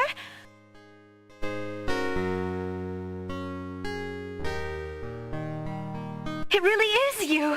Oh, I knew you were close by, but how did you get inside the castle walls? It's a long story and not important now. You did get my ring.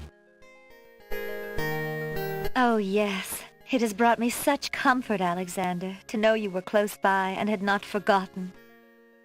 But you shouldn't be here. You're only endangering yourself. I don't care about the danger. I would brave anything to learn. What is it?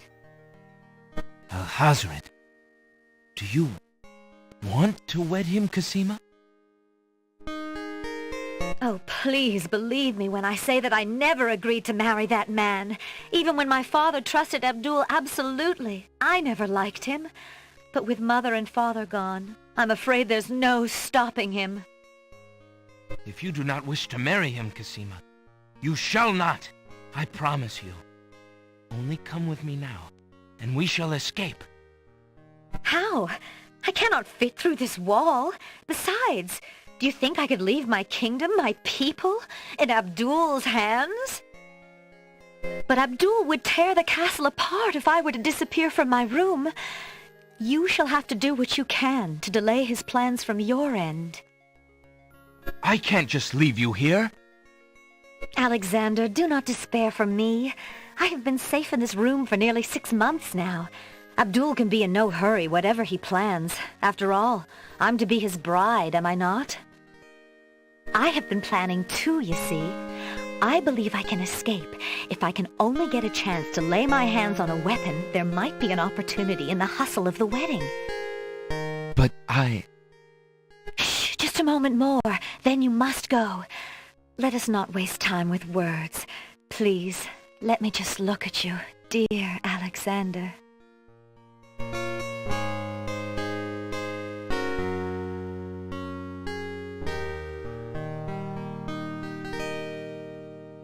Here, take this dagger. It's not much, but it might come in handy.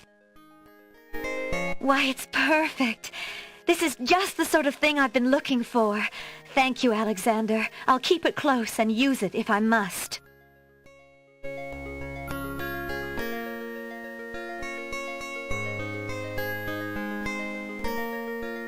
Oh no! Someone's coming! The lock on Casima's door rattles abruptly. Alexander, hurry! Step away before they see you! Alexander hears scuffling and a woman's brief cry from the other side of the wall. Then, silence.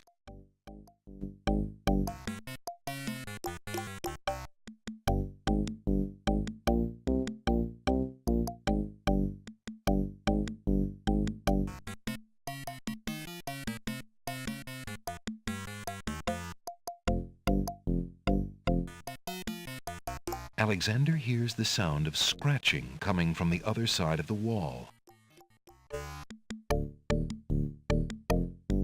Alexander looks through the chink in the wall.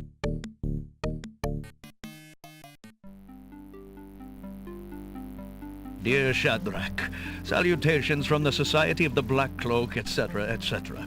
My long preparations are about to come to fruition. In a matter of minutes, I will wed the lovely Casima. Once I've established my power and my crown, I can stage another accident.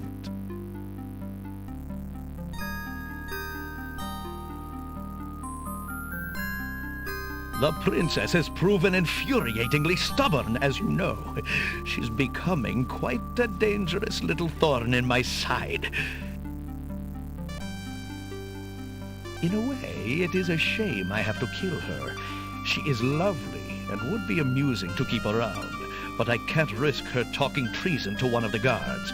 So far, I've managed to keep her locked away, but I can't continue that forever. Well, on to it now. I'd send her to you, but as you know, I had no luck in doing so with Mordak. I close in triumph. King Abdul al-Hazred. I think it's about time to see if Shamir has taken care of the wench as I asked. It's almost time for the wedding.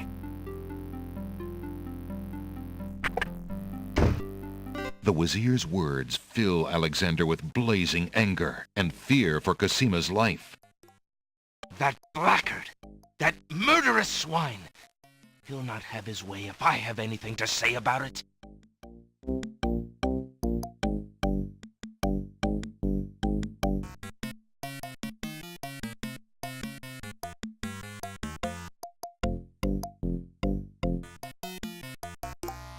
Alexander sees lots of black cloaks.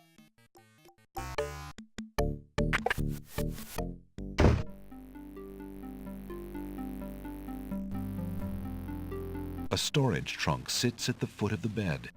The trunk bears a large brass lock. A canopied bed arranged with silk bedclothes and large pillows stands in one corner of the room. A square red-patterned rug helps protect bare feet from the cold marble floor. There's a box of ebony on the table. A fire in a small hearth warms the bedroom.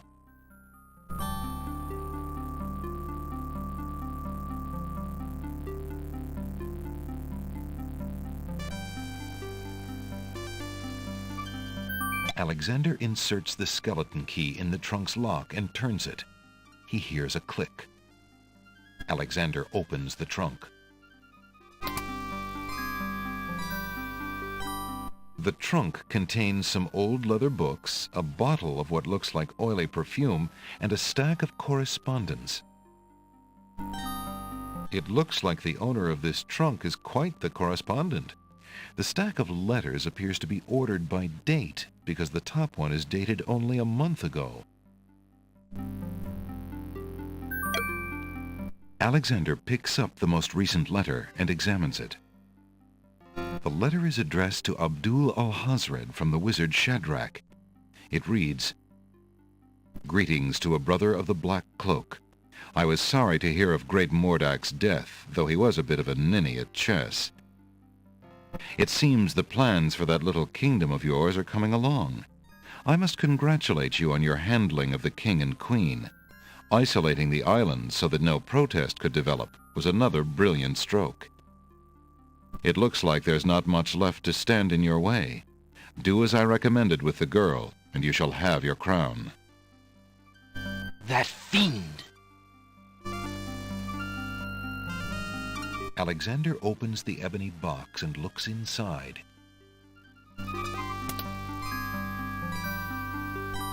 Inside the ebony box is a piece of paper with the word Zebu printed on it.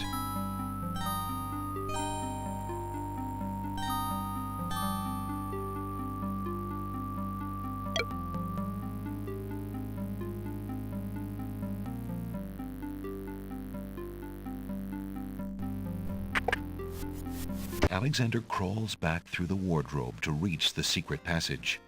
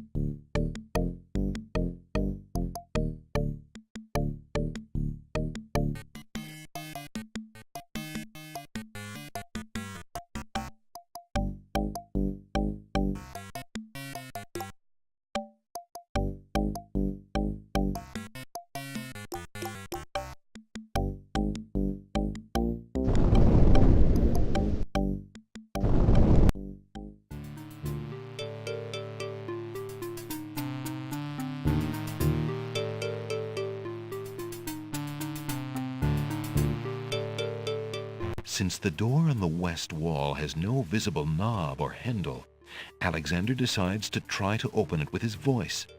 He composes his words carefully.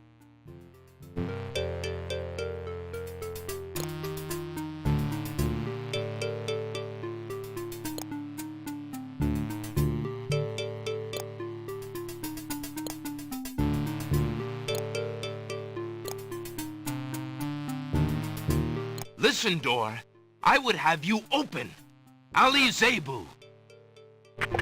It worked.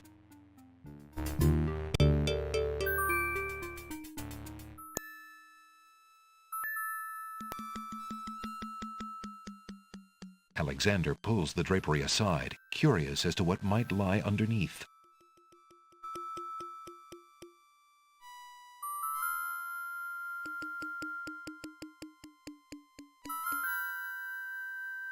On the table is a coat of arms with the head of a beast on the crest. Beast said that his coat of arms was stolen by the Druids. This must be it. On the table is a miniature oak tree. It looks very old.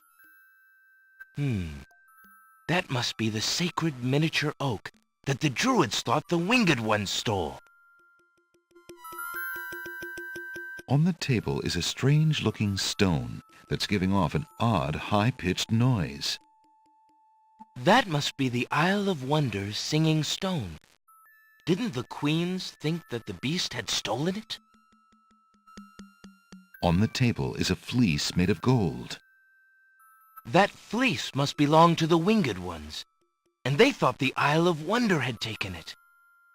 As Alexander looks at the objects on the table, he realizes the depth of the Wazir's cunning.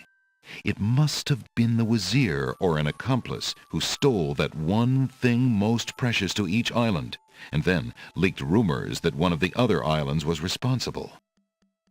What did the Wazir have to gain by causing the islands to hate one another?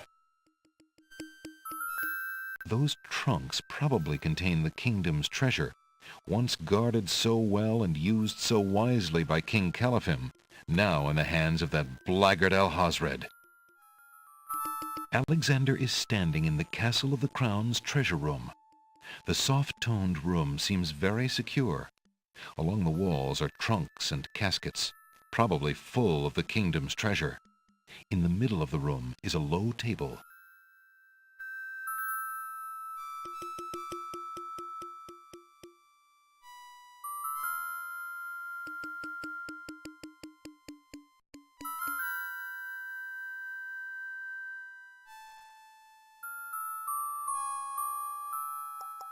Alexander hears the sound of music coming from the east. It sounds somewhat classical, but... oh no, it's wedding music. Alexander hears a door.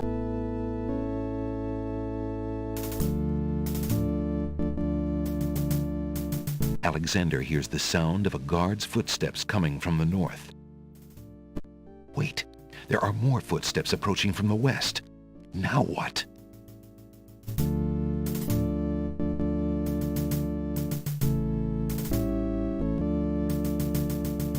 Alexander hears the guard enter the West Hall.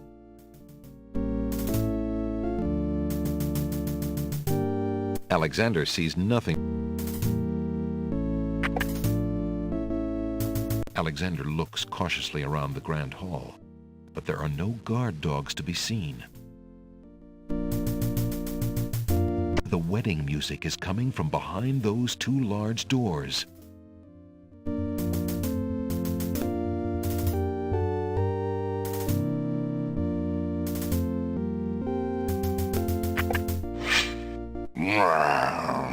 You must be the foreigner the Wazir warned me about. I've standing orders to kill you on sight. I'll give you 5 seconds to explain what you're doing here. I warn you, it had better be good.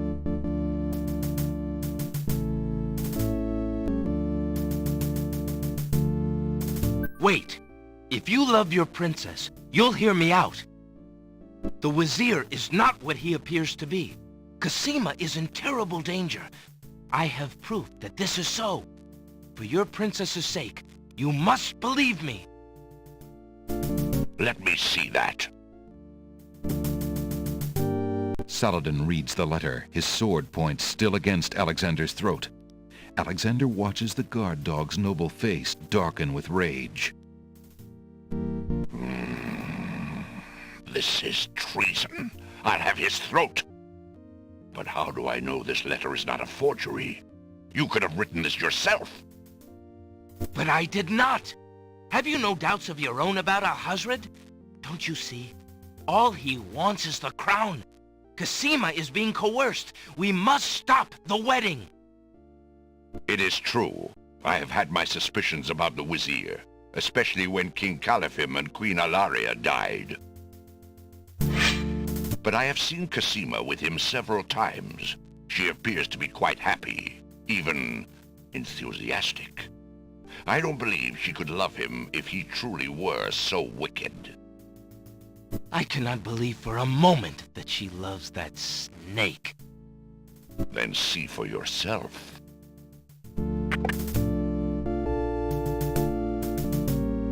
The captain of the guard leads Alexander into the throne room, where a ceremony seems to be in progress. Alexander feels his blood run cold at the sight. I, Cosima, declare Abdul Alhazred as my lawful and beloved husband and king of this realm. But, Cosima, what are you saying? Do you still claim that the princess is being forced? Perhaps it's you that's the danger, as the Wazir has said. Cosima, stop!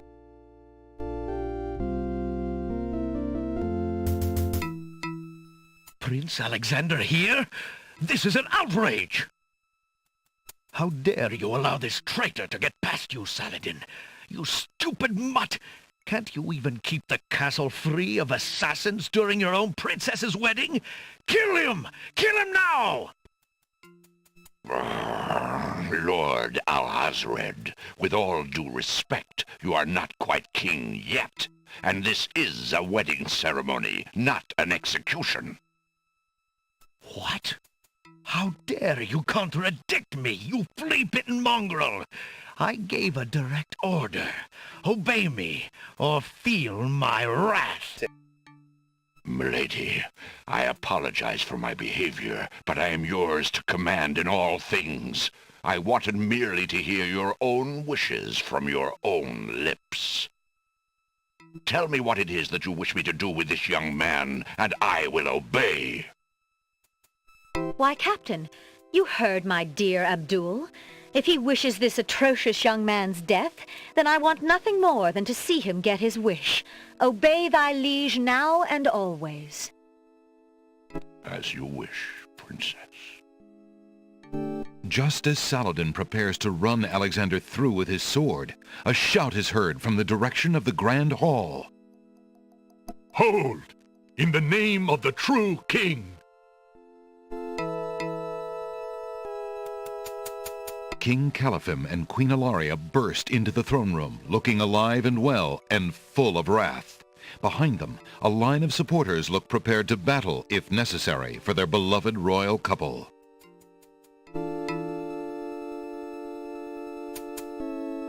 Cosima, darling, are you all right? Has he hurt you? Hands off of her, you murderous goat! If I want your advice, I'll ask for it, Mother. But, Caliphim, that's not Cosima. I'd know my daughter anywhere. What have you done with our daughter, you devil?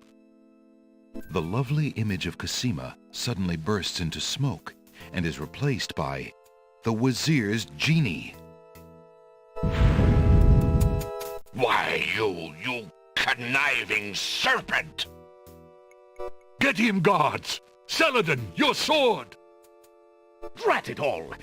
You may have ruined my plans, but you won't get me, or your precious Cosima. Get them, Shamir! I command you! He's getting away! Stop him! Yes, sire, as soon as I deal with this genie! Shamir, the Wazir's genie, begins to throw balls of dazzling light at the guard dogs.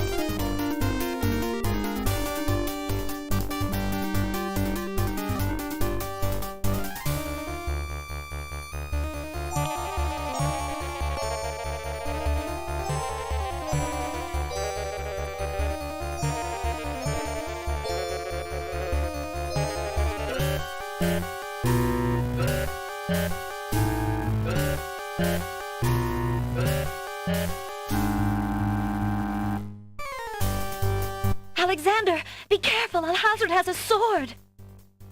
Shut up, wench! Shamir Shamazel! Get in here! Here I am, master! It's about time, you bumbling fool! How could you let him follow me? Well, there were the guard dogs, master, and then... Never mind! Just kill him! Kill him now!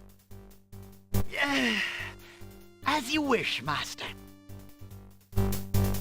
Razzle, dazzle, snap and snazzle.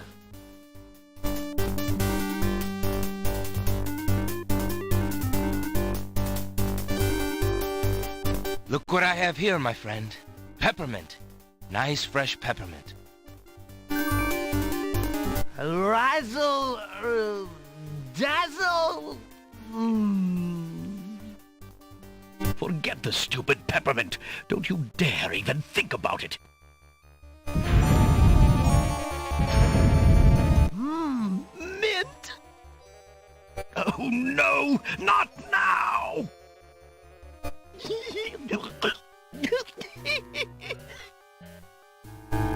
Do something! Shamir Shamazel!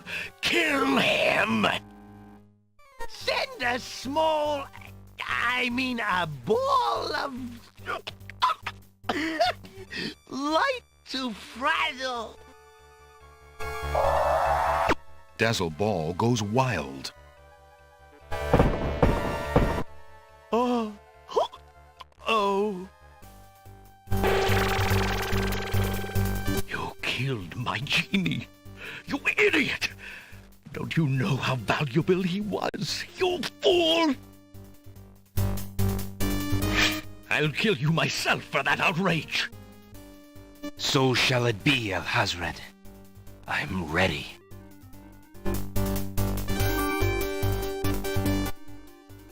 Inspiration, Alexander fixes upon the only weapon in sight. Zounds!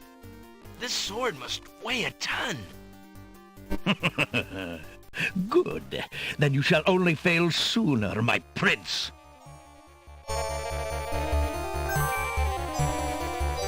So, the mouse would bite? This mouse shall bite, as you shall soon see. Or should I say, soon feel? Ha! You can barely lift that sword, my prince. Better to lay it down now. I promise to dispatch you with little pain. A tempting offer, but I think I'll wait and see what this sword can do. Suit yourself.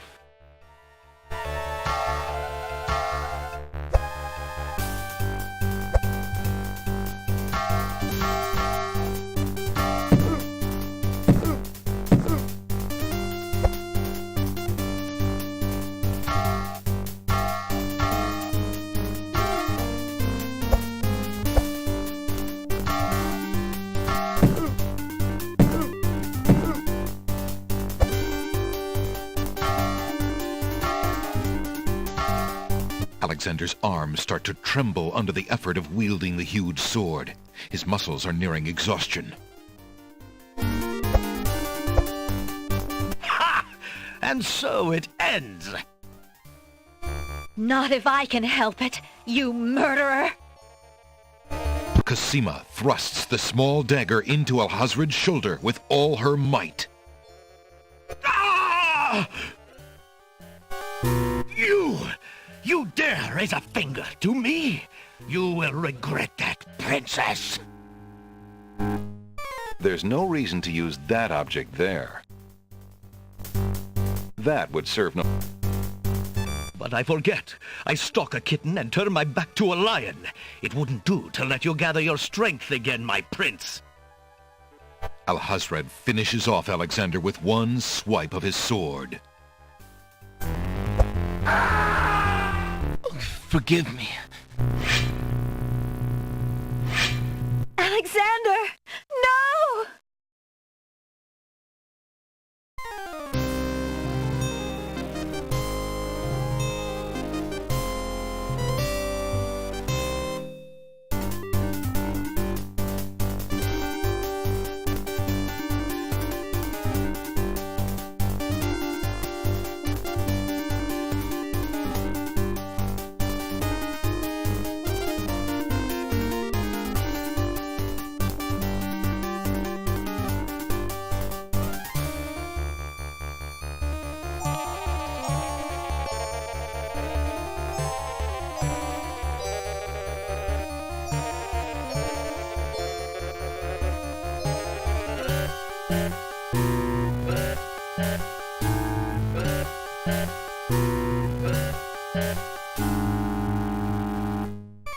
Alexander! Shut up! Here I am, master! It's about time. Well, never mind. Razzle.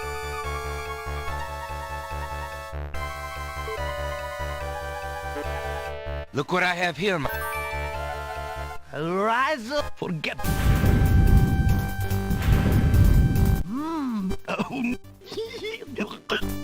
Do some. Send it.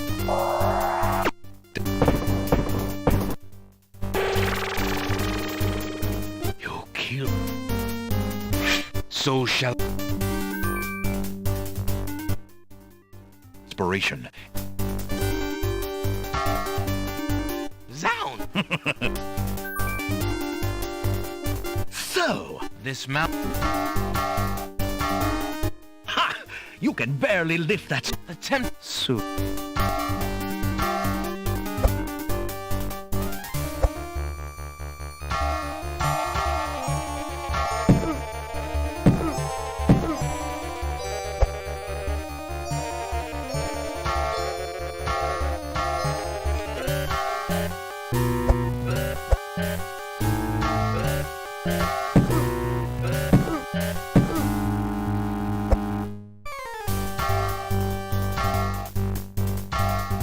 Alexander's... Ha! Not if I... Cosima thrusts the small... Ah! You!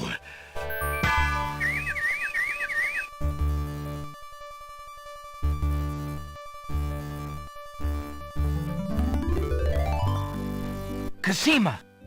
Are you all right? I'm fine, Alexander. I was just so afraid for you. There's no need to fear anymore, Princess. Yes, I know. How can I ever repay you? For myself, for my kingdom. It was not in me to let harm come to you. Can you find it in you, Princess, to give me more than your gratitude? Alexander, what are you saying? I love you, Cosima. Would you ever consider... Do you think you could... marry me? Could you ever have doubted it, my prince?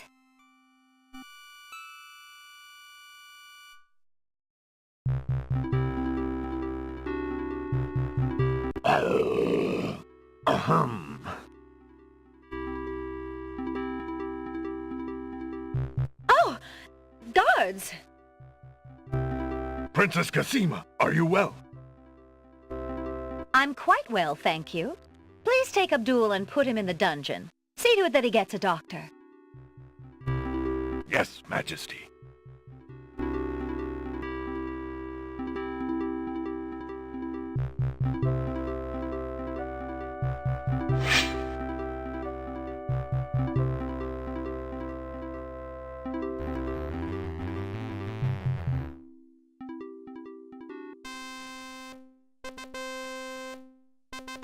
Cosima and Alexander ask Captain Saladin to perform their wedding ceremony. Saladin is honored to do so. On this historical day of great joy in the land of the Green Isles, we witness the union of Cosima, beloved princess of this realm, and Alexander, Prince of Daventry. Do you, Prince Alexander of Daventry, take Princess Cosima to be your wife, to love and to cherish for as long as you both shall live? I do. And do you, Princess Cosima of the land of the Green Isles, take Prince Alexander to be your husband, to love and to cherish for as long as you both shall live? I do. Do you have a ring? I have Alexander's royal insignia ring. Very good.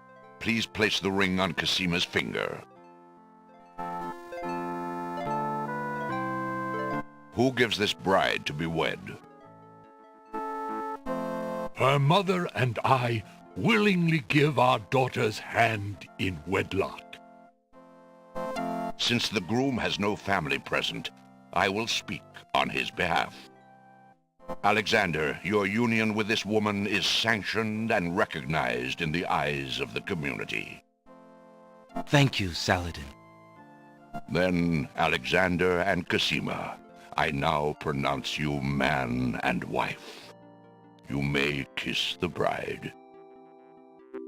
Hooray! Hooray! Hooray!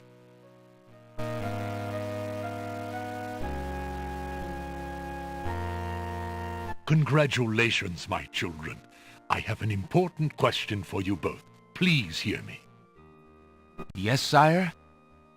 Alexander, I welcome you into our family with open arms. I place trust in Alhazred because I so badly wanted a son and a husband for my beloved daughter. I was wrong. But you are true and good, Alexander. You have proven yourself to all my people. Thank you, sire. Olaria and I have been through much. Even though we have returned to our kingdom, I do not think we are able to reign again. Will you two consider the crown? I know as king and queen, you can heal this small kingdom from all the damage that Alhazred has inflicted upon it. Oh, Father. Why, I'm honored. What do you think, Cosima? I love my homeland, Alexander. I would be happy to stay and serve it all my days. I wish my father were here so that I could ask his advice. I will miss him, and my mother and sister, and Daventry. But I love you, Cosima, and I do feel at home here. Somehow this land and I seem to suit each other. I don't know what kind of king I'll make, but I accept. Oh, Alexander, I'm so glad. Between the return of my beloved parents and our new reign, you've made me so happy. I'm glad I could make up for some of your suffering, my beautiful wife. King Alexander, there is a long road ahead. The ferry must be repaired before we can reunite the islands. Your road will be easier now that the islands are no longer feuding. Already the wounds are starting to heal. Yes, my love. Discovering the island's stolen treasures has done more to bring peace to this land than anything else. It is now clear that Alhazred had Shamir steal each of the island's most valued treasures, then blame the thefts on others to cause the islands to hate each other. Now let us celebrate our good fortune. The evil that has plagued this land is done, and a new reign begins. Long live King Alexander and Queen Cosima. Long live King Alexander! Long live Queen Cosima! Long live the land of the Green Isles! Hooray! Hooray! Hooray!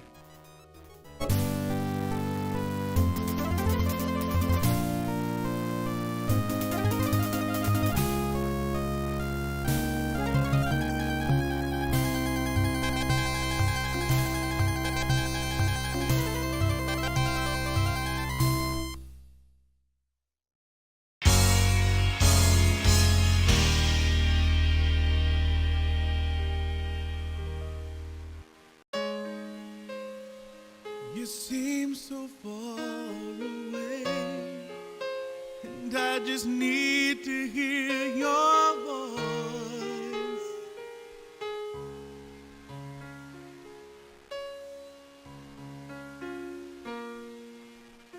I just need to hear you say, if you would have me go or stay.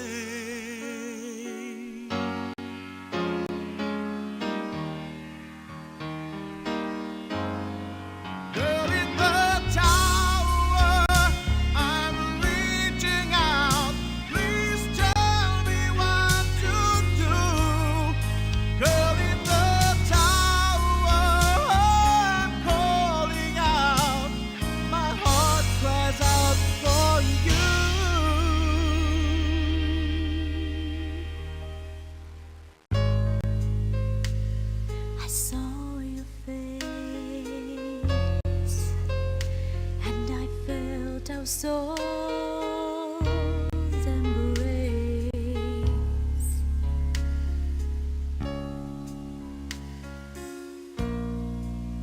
If it's not meant to be this way, why do you harm